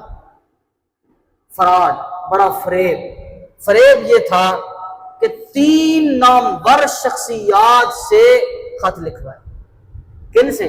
3 نامور شخصیات سے، سلیمان بن سرد، مسلم بن عوصہ اور حبیب بن مظاہر، ان سے خط لکھوائے، تاکہ حضرت حسین رضی اللہ تعالیٰ عنہ کو یقین ہو جائے کہ کوفہ واقعی میرے ساتھ ہے، اور وہاں صحابہ کرام موجود۔ سلیمان بن سرد یہ کربلا میں شریک نہیں ہو سکے، اور دوسرے مسلم اور حبیب، یہ دونوں کربلا میں شہید ہوئے، اور گئی اس لیے، دونوں بزرگ تھے، گئی اس لیے کہ ہماری وجہ سے حسین کوفہ میں آئے، کیونکہ دھوکہ تو ان کو بھی ملا تھا، کوفیوں نے خط لکھوائے تھے۔ اب کیا ہوا؟ خط کیا ہے؟ تعال الینا فإن الناس قد اجتمعوا علیک ولیس علیہم امیر۔ طبری نے، ابن کثیر، بلازری نے یہ لکھا، آ جائیں، ان کے اوپر کوئی امیر نہیں ہے، لوگ آپ کی امارت پر متفق ہو چکے ہیں۔ اب حضرت حسین رضی اللہ تعالیٰ تیار بیٹھے ہیں، مسلم بن عقیل کو بھیج دیا تاکہ خبر ملے۔ 15 رمضان کو مسلم بن عقیل رخصت ہوئے، اور کتنے خط مل چکے تھے؟ 18,000 خطوط، مختلف روایتیں، 18,000 خطوط کوفیوں نے حضرت علی، حضرت حسین رضی اللہ تعالیٰ عنہ، کتنے؟ 18,000 خطوط۔ اور مسلم بن عقیل اکیلے نہیں گئے، 2 کم عمر بیٹے، ایک کا نام محمد اور ایک کا نام دوسرے عبداللہ، یہ 2 بیٹے بھی حضرت مسلم بن عقیل کے ساتھ گئے۔ اور البدایہ میں امام کثیر لکھتے ہیں، قد بلغت کتبہم الیہ قریبا من 12,000، 18,000 خطوں کے قریب خطوط آئے۔ اور یہی بات امام ابن اسیر نے الکامل میں لکھی۔ اور پھر کوفیوں کی بیعت پر مسلم بن عقیل جب پہنچے تو امام کثیر لکھتے ہیں کہ جب بیعت کی کوفیوں نے، شیعان علی نے، تو 18,000 سے زائد کوفیوں نے حضرت مسلم بن عقیل کی بیعت کی۔ مسلم بن عقیل کی کیا کی جی؟ بیعت کی۔ اب حضرت حسین رضی اللہ تعالیٰ عنہ کو جب یہ پتہ چلا، مسلم خط لکھیں گے کیسے؟ 5 شوال سن 60 ہجری کو مسلم بن عقیل یہ پہنچے کوفہ میں۔ کوفہ پہنچے، سارے بیعت کرنے کے لیے آ گئے۔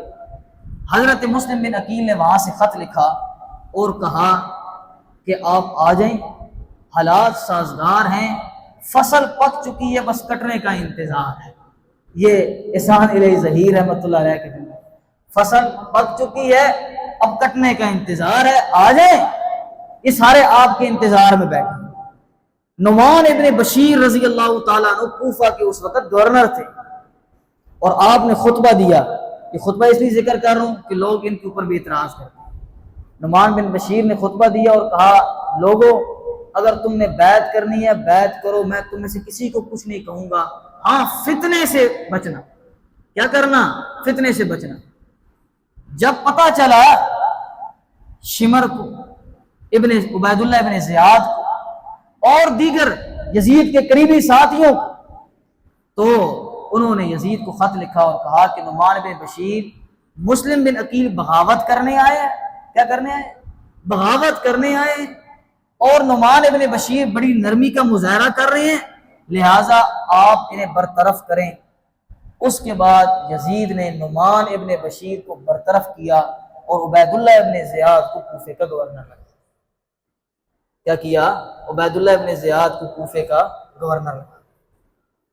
جب کوفے کا گورنر، اور یہ شکایت لگانے والے کون تھے؟ عمرو بن حرس، عبداللہ ابن مسلم، شمر اور عبید اللہ ابن زیاد۔ جب کوفے کا گورنر بنایا تو مسلم بن عقیل کو خبر ملی۔ جب یہ عبید اللہ ابن زیاد آیا، تاریخی روایتیں گواہ ہیں، صرف 18 فوجی لے کر آئے۔ کتنے؟ اور چہرہ ڈھکا ہوا تھا۔ اور امام ابن کثیر کے الفاظ ہیں کہ ابن زیاد جب کوفہ میں داخل ہوا تو کوفہ ابن زیاد کے نعروں سے گونج اٹھا۔ وہ کون لوگ تھے جو بیعت کر رہے تھے حضرت مسلم بن عقیل؟ اب کس کے نعروں سے گونج اٹھا؟ عبید اللہ ابن زیاد۔ بزدل، ہاں آج چیختے ہو تم بزدل ہو، تمہیں نبی علیہ السلام کے نواسوں کے خون کے سودے کیے، حضرت علی کو شہید کیا، امت کے درمیان تفریق ڈالی، آج چیختے ہیں بڑا ظلم۔ ظلم کرنے والے کون تھے؟ ابھی ہم روایتیں پڑھیں گے انشاءاللہ۔ پورا کوفہ عبید اللہ ابن زیاد کے نعروں سے کیا ہوا جی؟ گونج اٹھا۔ ہانی بن عروہ، یہ مسلم بن عقیل کے نیچے لکھا ہوا، یہ بڑے عظیم نڈر آدمی تھے، انہوں نے حضرت مسلم بن عقیل کو پناہ دی، اور شریک بن آور نے، آپ پردے کے پیچھے تھے، عبیداللہ بن زیاد ہانی کے گھر آیا اور آ کے کہنے لگا کدھر ہے، مسلم کو نکالو۔ تو شریک بن آور پیچھے سے کہنے لگے اس کو پردے کے پیچھے سے مار۔ مسلم بن عقیل کے تاریخ میں رقم جملے، اللہ اکبر، دلیر شخص۔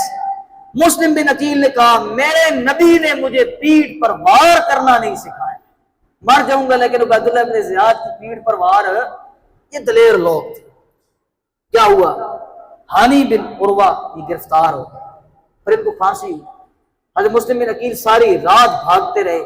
وہ کوفی 18,000 سے زیادہ جو بیعت کرنے والے تھے، مسلم بن عقیل کو کوئی ایک گھر بھی ایسا نہیں تھا جو پناہ دے سکتا، پانی پلانے والا مسلم بن عقیل کو کوئی نہیں تھا۔ آج سبیلے لگا رہے ہو تم، ہاں، مسلم بن عقیل کے ساتھ غداری کرنے والوں، بھاگتے ہوئے رات کے سناٹے میں طوع نامی ایک عورت کے گھر داخل ہوئے، اور اس نے دیکھا، اس کے بارے میں آتا ہے کہ وہ مسکینوں کو کھانا کھلایا کرتی تھی۔ اس نے دیکھا مسلم بن عقیل، اس نے استقبال کیا، آپ کو بٹھایا۔ بیٹے نے آواز سنی، بیٹے نے کہا کون آیا ہے؟ بیٹا بھی کون تھا؟ کوفی۔ کون تھا؟ کوفی تھا۔ ماں نے کہا نہیں کوئی نہیں ہے، اطمینان رکھ۔ اس نے کہا نہیں ماں کوئی تو ہے۔ ماں نے بتایا مسلم بن عقیل ہے۔ شکرانے کے نفر ادا کرنے لگا، شکرانے کے کہ ہمارے گھر مسلم بن عقیل، اور یہی نکلا اور جا کے عبیداللہ بن زیاد کو کہا کہ میں شکار گھر کے اندر پھنسا کے آیا ہوں، میرے گھر کے اندر مسلم بن عقیل موجود ہے۔ کس نے غداری کی؟ یہی وہ لوگ تھے بلانے والے، انہوں نے غداری کی۔ اور اس طرح حضرت مسلم بن عقیل کو 70 آدمی گرفتار کرنے کے لیے آئے، اکیلے انہوں نے مقابلہ کیا اور 70 کو شکست۔ پھر عبیداللہ بن زیاد کو اور لوگ بھیجنے پڑے۔ محمد بن اشعث، ان کا ذکر اس لیے ضروری ہے کہ اس نے وفا کی۔ اوپر سے آواز دے کے کہتا ہے مسلم کب تک لڑے گا، میں تیری امان لیتا ہوں، آ جا۔ مسلم بن عقیل نے کہا مجھے کوئی پرواہ نہیں، تو امان لیتا ہے کہ نہیں، میری ایک بات مان لے۔ کیا؟ امام طبری لکھتے ہیں قال مسلم لمحمد بن الاشعث ان یرجع، جا کے حسین سے کہہ دو کہ واپس آ جائے، ان کوفیوں سے وفا کی امید نہ رکھے۔ اب سمجھ آ گئی مسلم بن عقیل کو کہ یہ کوفی، یہ تو غداری کرنے والے ہیں، یہ تو وہی ہے جنہوں نے حضرت حسن، حضرت علی، ان کے ساتھ غداری کی ہے، یہ بھی خارجی کرو۔ اب خط تو موصول ہو چکا تھا، حضرت حسین رضی اللہ تعالیٰ نے کوفے کی تیاری کی۔ تھک تو نہیں گئے؟ تھکنا تو مجھے چاہیے جو بول رہا ہے، آپ کو تو سکون سے سننا چاہیے۔ اچھا اب سنیں، 27 شوال 60 ہجری کو مسلم بن عقیل کا خط موصول ہوا، اور یہ لکھتے ہیں قد بایعنی من اہل الکوفہ 18,000، میرے ہاتھ پر 18,000 کوفیوں نے بیعت کر لیا آج ہے۔ اس کو طبری نے بھی لکھا، امام ابن اسیر نے بھی لکھا۔ 28 رجب کو آپ مدینہ سے نکلے تھے، 4 ماہ 5 دن حضرت حسین رضی اللہ تعالیٰ عنہ نے قیام کیا۔ 8 ذی الحجہ کو، سارے 8 ذی الحجہ کو کیا کرتے ہیں حاجی صاحب؟ حاجی کیا کر رہے ہوتے ہیں؟ سارے احرام باندھ رہے ہوتے ہیں، حج کی تیاری کر رہے ہیں، سارے حج کی تیاری کر رہے ہیں، اور حضرت حسین رضی اللہ تعالیٰ عنہ 8 ذی الحجہ کو کوفے کی طرف روانگی کر رہے ہیں۔ کس لیے؟ اور یہاں وہ خط بھی سن لیں کہ اگر آپ نہ آئے تو آپ ہمیں بغیر امیر کے چھوڑیں گے، اور ہم قیامت کے دن آپ کا مقدمہ آپ کے نانا کے سامنے لڑیں گے۔ اب بتائیں حضرت حسین رہ سکتے تھے؟ حج کو مؤخر کیا، عمرے میں بدلا، اور کوفہ کی طرف روانگی۔ اور سنیں یہاں پہ 4 لوگوں کے جملے سنیں، پھر ہم آگے چلتے ہیں۔ سب سے پہلے حضرت عبداللہ ابن عباس، کون ہیں؟ حضرت عباس کے بیٹے، کہتے ہیں انی اعوذ بکلمات اللہ التامات من شر ما خلق، اے حسین میں آپ کو اللہ کی اسماء اور اللہ کے ناموں کی پناہ میں دیتا ہوں۔ تمام مخلوق سے اللہ آپ کی حفاظت کرے۔ اب فَإِنَّهُ لَيْسَ فِي أَهْلِ الْكُوفَةِ وَفَاءٌ وَلَا نِيَّةَ لَهُمْ، اے حسین کوفیوں کے اندر نہ وفا ہے نہ ان کی کوئی ایک جگہ نیت ٹھہر گئی۔ فَلَا تَغُرَّنَّكَ، اے حسین تجھے کوفی دھوکہ نہ دے، تجھے کوفی دھوکہ۔ تبریر اس کو نقل کی عبداللہ ابن عمر کیا کہتے، اتق اللہ یا ابا عبداللہ، اللہ سے ڈریے ابو عبداللہ، لا تخرج، نہ جائیے، کیوں؟ کیونکہ میں نہیں چاہتا کہ آپ اپنے رب سے ملیں اور آپ کا بھی، آپ کے سر آپ کا خون بھی ہو اور آپ کے اہل و عیال کا۔ عبداللہ ابن جعفر بھنوئی ہیں، کون ہیں؟ ان کے دو بیٹے اون و محمد، یہ مدینہ میں ہیں، مدینہ میں اپنے دونوں بیٹوں کے ساتھ یہ خط بھیجا، کہا حسین آپ رکنے والے نہیں ہیں، بیٹے بھیج رہا ہوں، میں نہیں آ سکتا، ہاں خط سن لیجئے، کہتے ہیں اللہ اللہ فی نفسک، میں تجھے اللہ کا واسطہ دیتا ہوں تیری جان کے مطابق، یہ کوفی وفا نہیں کریں گے، اور وَزَايَا أَهْلَكَ، یہ تیرے اہل و عیال کو قتل کر دیں گے، فَلَا تَغْتَرَّ، اتنے دھوکہ نہ دیں، کیوں؟ اِنَّهُمْ قَدْ خَذَلُوا أَخَاكَ وَطَعَنُوا فِي صُلْحِهِ، یہ وہی بے ایمان گروہ ہے جنہوں نے تیرے بھائی کے ساتھ غداری کی تھی اور تیرے بھائی کو یا مذل المؤمنین کے نعرے لگا، یہ وہی کوفی ہیں، یہ وہی شیعان علی ہیں۔ اور یہ شیعان کا میں لفظ کیوں بول رہا ہوں؟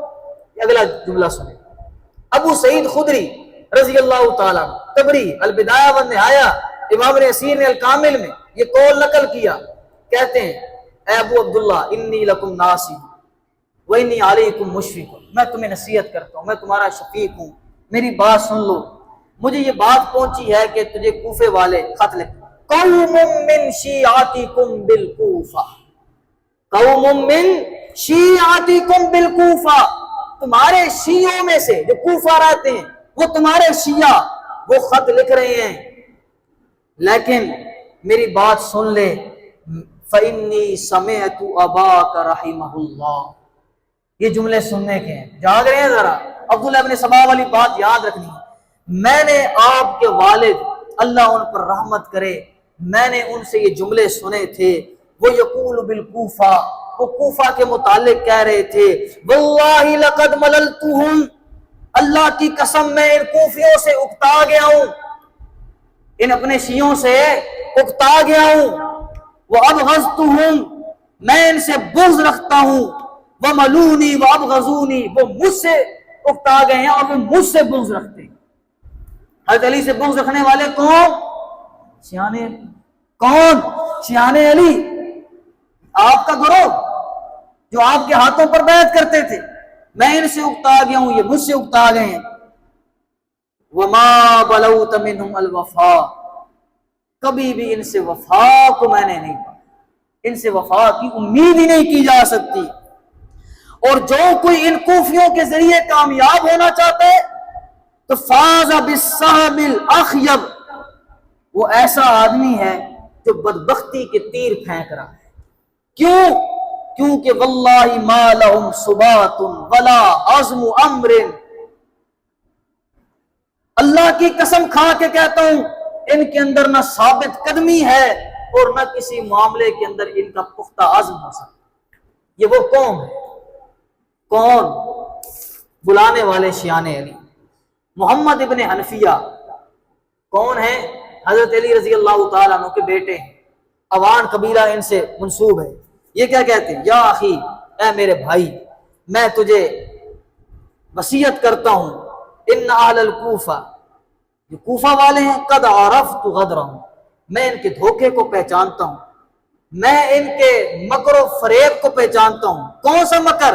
بی ابیک و اخیک من قبلک، جو یہ کوفی، یہ شیعان علی، یہ تیرے بھائی اور تیرے باپ کے ساتھ دھوکہ کر چکے ہیں، حضرت حسن حضرت علی کے ساتھ دھوکہ کر چکے ہیں۔ وَإِنِّي أَخْشَىٰ عَلَيْكَ، میں اللہ کا خوف کھاتا ہوں تجھ پر کہ تیرا حال بھی وہی ہو جائے گا جو کہ حال من مضى قبلک، جو تجھ سے پہلے گزر گئے ہیں ان کا جو حال ہے۔ یہ کون کہہ رہے ہیں؟ اور یہ میں نہیں کہہ رہا، یہ سنیوں کی تاریخ بھی نہیں کہہ رہی، یہ شیعہ کتب کے اندر درج ہے۔ اور یہ کتاب یہ نجف سے چھپی ہے، میرے پاس اس کا PDF موجود ہے، اور اس کتاب کا نام ہے نصیحہ محمد ابن حنفیہ لأخی، محمد ابن حنفیہ کی اپنے بھائی کو وصیت۔ اب حضرت حسین رضی اللہ تعالیٰ عنہ، حضرت عبداللہ ابن عباس کے بارے میں یہاں تک آتا ہے، کہتے ہیں اگر حسین مجھے پتا ہوتا تو رک جاتا، میں تیری اونٹنی کے آگے لیٹ جاتا، اپنے اہل و عیال کو تو نہ لے کے جا۔ لیکن وہ جملے حضرت حسین کو کہاں بیٹھنے دیتے ہیں کہ ہم قیامت کے دن تیرے نانا کے سامنے تیرا مقدمہ کریں۔ یہ جملے کہہ کے بلایا گیا، آپ نکلے، اور سب سے پہلے تنعیم، پھر صفاح، یہ صفاح لکھا ہوا ہے۔ اگر آپ گوگل میپ نکالیں تو یہ مکہ کا جو سفر ہے یہ وہ مدینہ سے لے کے جا رہا ہے، اور اس کے اندر نہ تنعیم آتا ہے، نہ صفاح، نہ ساتھ، اس سے سفر حضرت حسین کا ہی انکار ہو جاتا ہے۔ کربلا کو ثابت کرتے کرتے سفر حضرت حسین کا ہی انکار کرنا۔ یہ وہ مقام ہے جن پر مورخین نے، اجماع مورخین کا، یہاں تاریخی واقعات پیش ہے۔ صفاح مقام پر عبداللہ ابن المطیع سے آپ کی ملاقات ہوئی، اور ملاقات کے اندر آپ نے پوچھا کہ کوفے کا کیا حالات ہے، یہ وہاں سے آ رہے تھے، تو کہنے لگے واللہ انی لک ناصح، اے حسین میں تیرے لیے نصیحت کرنے والا ہوں، انہا ارض غدر، یہ دھوکے کی زمین ہے، مکروہ زمین ہے، ان سے دھوکہ نہ کھانا۔ آپ حرم کے اندر رہیں، آپ سید العرب ہیں، آپ کو کوفہ جانے کی ضرورت نہیں۔ اب حضرت حسین رضی اللہ تعالیٰ عنہ چونکہ نکل چکے تھے، مقام سالبیہ، صفا سے آگے مقام سالبیہ، اس سالبیہ کے مقام پر پہنچے تو امام کو خبر ملی کہ مسلم بن عقیل شہید ہو چکے۔ یہاں سے مورخین نے لکھا ہے، حوالہ موجود ہے، اور یہ صرف سنی مورخ نہیں، اہل تشیع مورخ نے بھی لکھا ہے، امام نے یہاں سے نیت کی کہ میں واپس چاہتا ہوں، کیونکہ دھوکہ واضح ہو گیا۔ یہ نہیں مانتے، کہتے ہیں کہ امام واپس چلے جائیں، یہ ممکن نہیں، لیکن موقع شناس ہونا یہی فراست ہے۔ یہ کیا ہے؟ اور حضرت حسین رضی اللہ تعالیٰ عنہ موقع شناس تھے، سمجھ آ گئی، واپس مڑنے لگے، لیکن مسلم بن عقیل کے جو رشتہ دار تھے وہ وہیں بیٹھ گئے اور کہنے لگے کہ ہم نہیں واپس جائیں گے، ہمارا بھائی شہید۔ حضرت حسین رضی اللہ تعالیٰ عنہ کہنے لگے تم جاؤ گے تو پھر میں بھی تمہارے ساتھ، چلو ہم سفر کرتے ہیں۔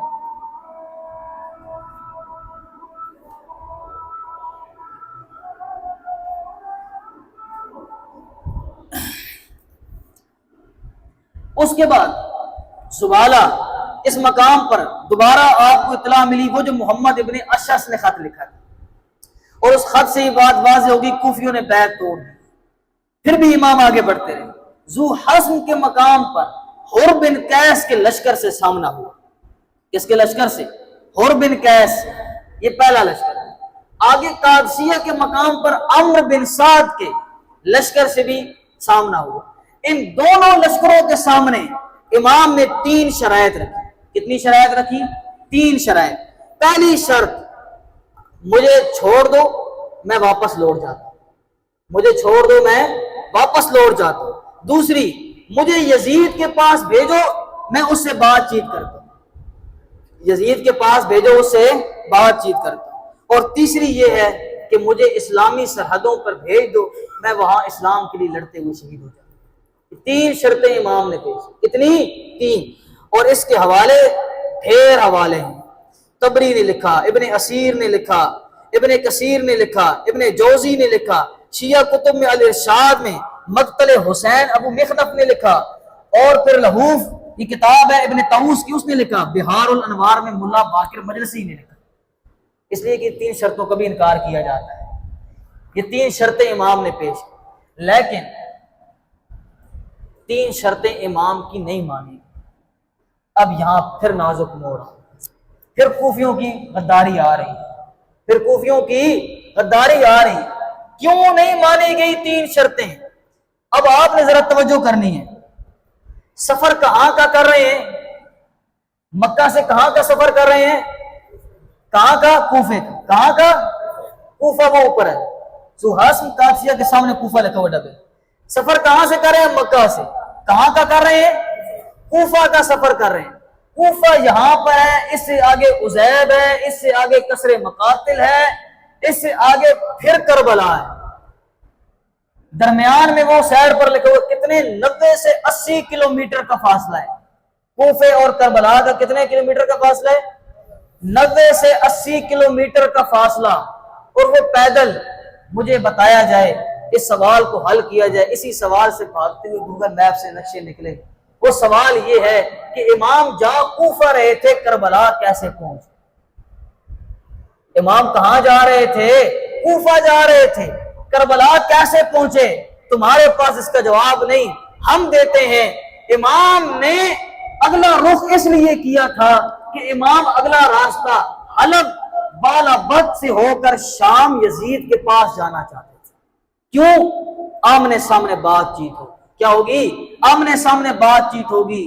اور وہی ان کوفیوں کو خطرہ لائق ہوا کہ ہمارے 18,000 فتوح بلایا ہم نے، ہماری تو شامت، اگر یزید شامت نہیں بھی لائے گا تو مجبوراً لانی پڑے گی. ثبوت ہوں گے. ثبوت مٹانے کے لیے آئے. یہاں پہ مجھے پچھلے سال بھی جملہ یاد آیا لیکن بول نہیں پایا. ثبوت مٹانے کے لیے یہ کوفی ہمیشہ کرتے ہیں کہ ثبوت مٹانے کے لیے یہ اشخاص کو قتل کرتے ہیں. جیسے تعلیم القرآن کے ثبوت مٹانے کے لیے انہوں نے مفتی امان اللہ کو شہید کر دیا. یہ کوفیوں کی پرانی روش ہے، یہ آج کی روش نہیں، پرانی روش ہے کوفیوں. کیوں شہید کیا؟ ثبوت مٹانے تھے. یا پھر کوفیوں کی غداری آ گئی. عبید اللہ ابن زیاد کو بھڑکایا یہ کہہ کر کہ ہم کیا کریں گے کہ اگر یہ یزید کے پاس پہنچ گئے تو معاملہ تو کیا ہو جائے گا؟ گڑبڑ ہو جائے گا راستے میں. لہٰذا عزیب کے مقام پر امام نے رخ کربلا کا کیا. یہاں سے ادھر سے بھی راستہ جا سکتا ہے لیکن وہ فرات اوپر لکھا ہوا فرات اور دجلہ. امام نے سمندری راستہ اس لیے اختیار کیا کہ پانی ساتھ ساتھ میسر رہے. اس لیے امام نے دریائے فرات کے ساتھ ساتھ سے اوپر سے سفر کر کے یہاں شام حلب سے ہوتے ہوئے شام پہنچنے کا ارادہ کیا، کیونکہ پیدل سفر میں پانی کی تو ضرورت ہے. اور یہاں سے امام 1300 سے 1400 کلومیٹر کا سفر کر کے کوفہ پہنچ چکے تھے. زیادہ راہ تو ختم ہو چکا تھا، اتنا ہی تھا نا جو کوفے تک کیا تھا، اس سے آگے تو سفر بعد میں پڑا. لہذا اس لیے امام نے یہ دریا کے ساتھ ساتھ سفر کیا. اور پھر جنگ شروع ہوئی. اور یہ پھر آپ کو شیعہ اچھا سنوا لیں گے کیسی جنگ. ہاں درس کربلا سے یہ ملا کہ ظہر کی نماز کا وقت ہوا. حبیب بن مظاہر یہ حضرت حسین رضی اللہ تعالیٰ عنہ کے ساتھ ہیں.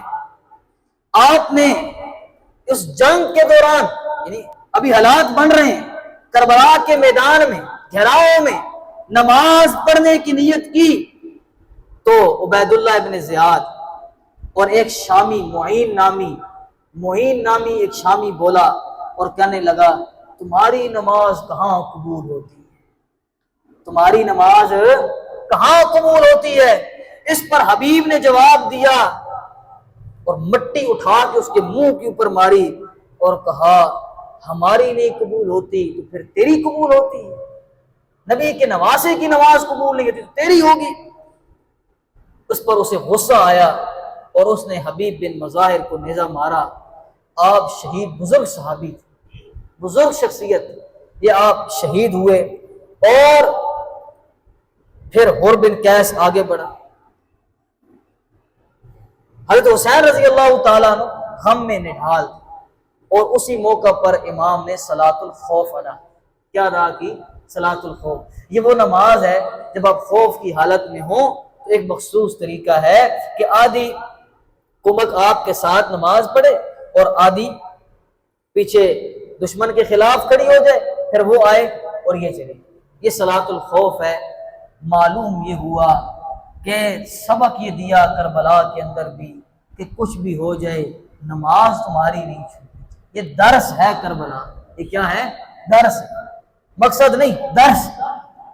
اور یہ جو نام لیتے ہیں چرس پیے ہوئے لوگ، انہوں کبھی دیکھا ہے نماز پڑھتے؟ ان کے امام دیکھو یہاں گلی میں بیٹھے ہوتے ہیں، انسان کو الٹی آتی ہے، اس کے امام دیکھا ہے نا، اسی لوڈ کر رہے ہیں، یہ امام ہے۔ اللہ،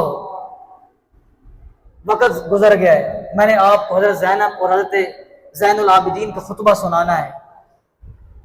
کربلا کے میدان میں جہاں باقی نفوس شہید ہوئے، وہاں شہیدوں کی لسٹ اٹھائی جائے تو حضرت ابو بکر بن علی یہ کربلا کے شہید ہیں، عمر بن علی یہ کربلا کے شہید ہیں، عثمان ابن علی یہ کربلا کے شہید ہیں، ابو بکر ابن حسین یہ کربلا کے شہید ہیں۔ کتنے ابو بکر آ گئے؟ 2۔ عمر، عثمان، آج تم لوگوں کو بتاتے ہو ابو بکر و عمر عثمان نے حضرت حسین ان کی والدہ کا حق غصب کیا، یہ بات تمہیں معلوم ہو گئی، ایک شرابی کو معلوم ہو گئی، حضرت حسن و حسین کو معلوم نہ ہوئی، حضرت علی کو معلوم نہ ہوئی، جنہوں نے اپنے بیٹوں کے نام ابو بکر و عمر عثمان شہنشاہ نبی کے، وہ مجبوری تھی جی، اس دور میں یہ لوگ یہ نام رکھتے تھے، تو پھر تم یزید رکھو نا، نام رکھنے میں کیا حرج ہے؟ یہ نہیں معلوم انہیں حضرت علی جیسے خوددار آدمی، غیرت مند آدمی، حضرت حسن، حضرت حسین جیسے خوددار اور غیرت مند آدمی کو یہ نہیں معلوم ہو سکا کہ ہمارا دشمن کون ہے اور ہمارا دوست، اور اس شرابی کو معلوم۔ اور یہ میرا جملہ نہیں، میرے استاد کا جملہ ہے، اور یہ جملہ بڑا زبردست ہے۔ وہ کہتے ہیں کہ لوگوں جس گھر کے اندر ابو بکر، عمر، عثمان کھیلتے ہو وہ گھر شیعوں کا نہیں سنیوں کا ہوا کرتا ہے۔ کس کا ہوتا ہے؟ سنیوں کا ہوا کرتا ہے، ورنہ شیعوں کے گھروں میں دکھاؤ نا، یہ نا وہ تو نیچے سے نہیں گزرتے۔ ہاں، نبی علیہ السلام نے فرمایا تھا عمر تجھے دیکھ کے شیطان راستہ بدل۔ آج بھی آپ جائیں مسجد نبوی میں، باب عمر کے ذرا دور ہٹ کے گزرتے ہیں، اس کے نیچے سے نہیں گزرتے۔ اور یہ ہمارا نیچے بورڈ لگا ہوا ہے، اس کو بھی اکھاڑتے رہے کہیں ہمارے جلوس کے اندر عمر کا نام نہ آ جائے۔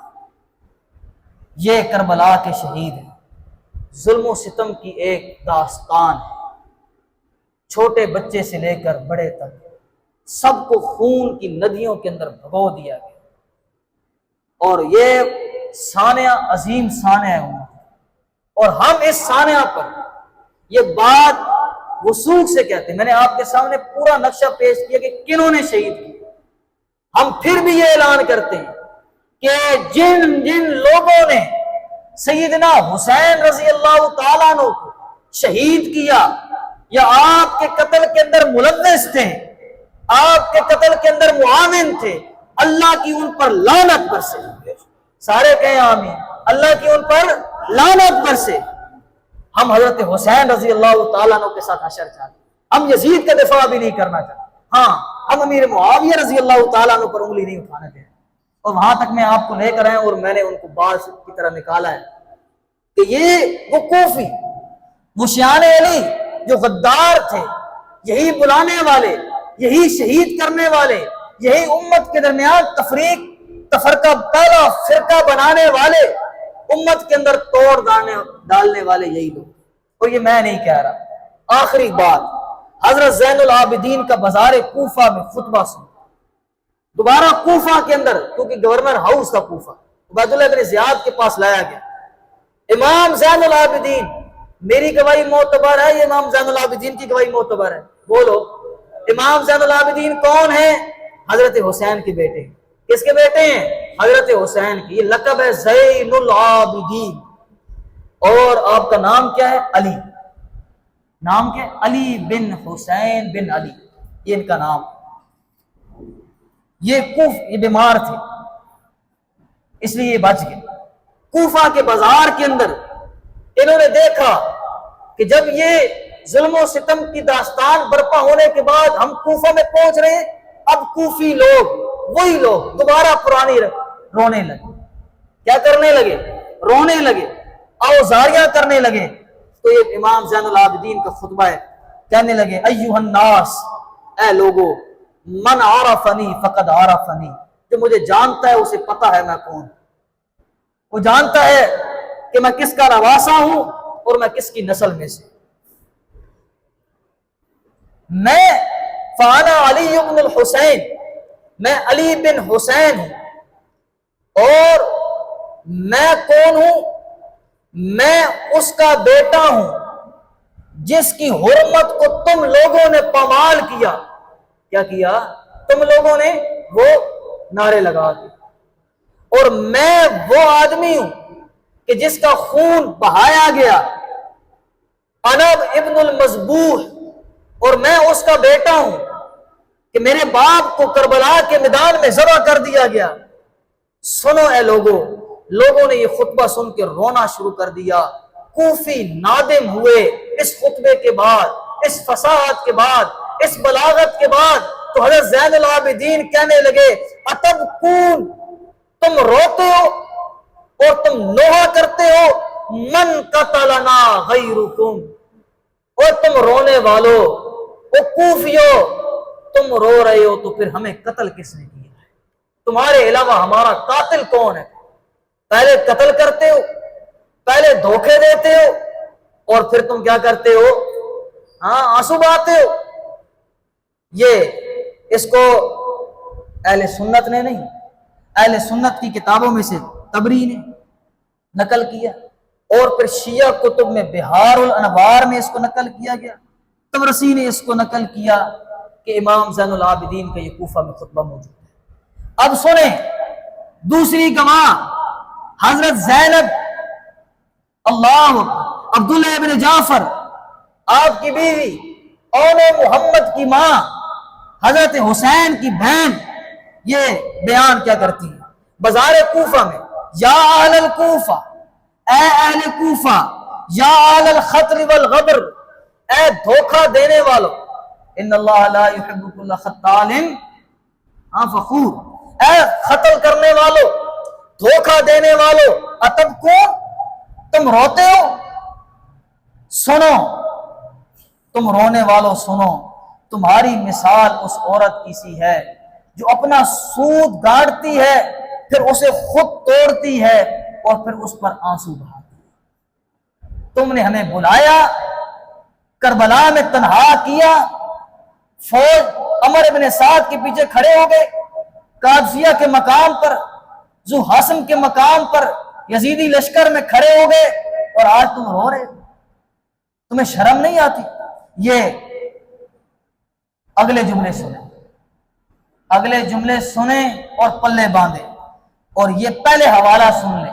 شیعہ کتاب احتجاج طبرسی جلد 2 صفحہ نمبر 27، بہار الانوار شیعہ کتاب جلد نمبر 45 صفحہ نمبر 109 سے 113، طبری اہل سنت کی کتاب، ابن کثیر اہل سنت کی کتاب۔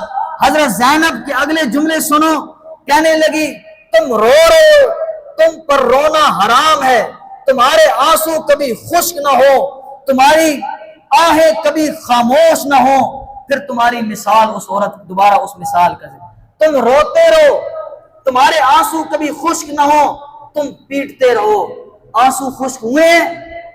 بولو، آنسو خشک ہوئے؟ نہیں ہوئے۔ دیکھ لیتے ہیں کس کے آنسو خشک نہیں، دیکھ لیتے ہیں کون ظاہری وویلا کرتا ہے، دیکھ لیتے ہیں کون بلانے والا ہے، کون دھوکہ کرنے والا ہے، اور کون رسول اللہ صلی اللہ علیہ وسلم کی آل کو تنہا کر کے شہید کر دے رہے ہیں۔ مسئلہ واضح ہوا کہ نہیں ہوا؟ ہوا واضح؟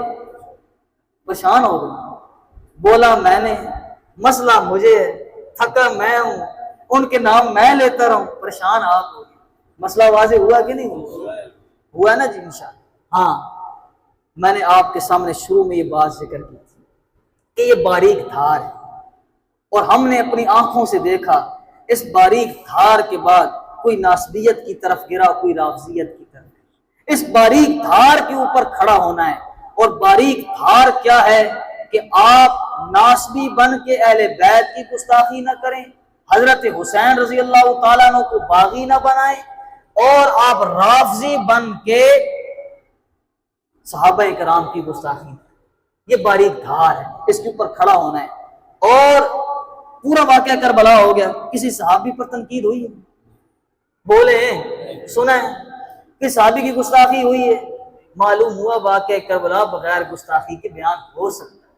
جو نہیں کرتے وہ شریر ہیں، وہ کیا ہیں؟ وہ شریر ہیں، کیونکہ وہ اپنے اوپر سے گناہ ہٹا کے صحابہ کرام پر ڈالنا چاہتے ہیں۔ تو یہ وہ گروہ ہے جس نے ہمیشہ دھوکہ غدر کیا، اور آج تک امت کے اندر یہ دھوکہ غدر اور فساد مچا ہے۔ اللہ تعالی ہمیں سمجھنے کی توفیق عطا فرمائے۔ ایک بات رہ گئی کہ مقصد کیا تھا؟ امام حسین آئے کی تو کوفیوں کا دھوکہ، اور دوسرا جس بات کو حق سمجھا اس پر ڈٹ گئے۔ ان الذین قالوا ربنا اللہ ثم استقاموا، جب کہہ دیا ہمارا رب ایک بات پر ڈٹ گئے تو پھر جان جاتی ہے جائے کوئی پرواہ۔ اللہ تعالیٰ عمل کرنے کی توفیق عطا فرمائے۔ نماز پڑھیں گے، دعا کریں گے۔ الحمدللہ رب العالمین، والعاقبۃ للمتقین، الصلاۃ والسلام علی سید الانبیاء والمرسلین وعلی آلہ وصحبہ اجمعین۔ اللہم انا نعوذ بک من فتنۃ القبر ومن فتنۃ الحشر ومن فتنۃ المحیا ومن فتنۃ الممات۔ اللہم انا نعوذ بک من فتنۃ الفقر ومن فتنۃ الحرم ومن فتنۃ الغرم۔ یا اللہ ہم سب کو شریروں کے شر سے محفوظ فرما، منافقین کے نفاق سے محفوظ فرما، مبغوضین کے بغض سے محفوظ فرما، صحابہ کرام کا احترام کرنے کی توفیق عطا فرما، تمام علماء کرام، تمام مجاہدین اسلام، تمام اس محاذ پر کام کرنے والے لوگوں کی حفاظت فرما، حق سچ سمجھنے کی توفیق عطا فرما، حق سچ بیان کرنے کی توفیق عطا فرما، حق سچ کے ساتھ کھڑا ہونے کی توفیق عطا فرما، کربلا کے شہداء کے درجات بلند فرما، ہمارا حشر ان کے ساتھ فرما، ان کو دھوکہ دینے والے، ان کو شہید کرنے والے، ان پر لعنت برسا۔ یا اللہ ہمارا ان سے کوئی تعلق نہیں، ہماری ان سے برات کا اعلان ہے، ہمیں ان سے دور فرما۔ یا اللہ کربلا کے شہداء کے نقش قدم پر چلنے کی توفیق عطا فرما، ملک پاکستان کی حفاظت فرما۔ صلی اللہ تعالی علیہ وسلم۔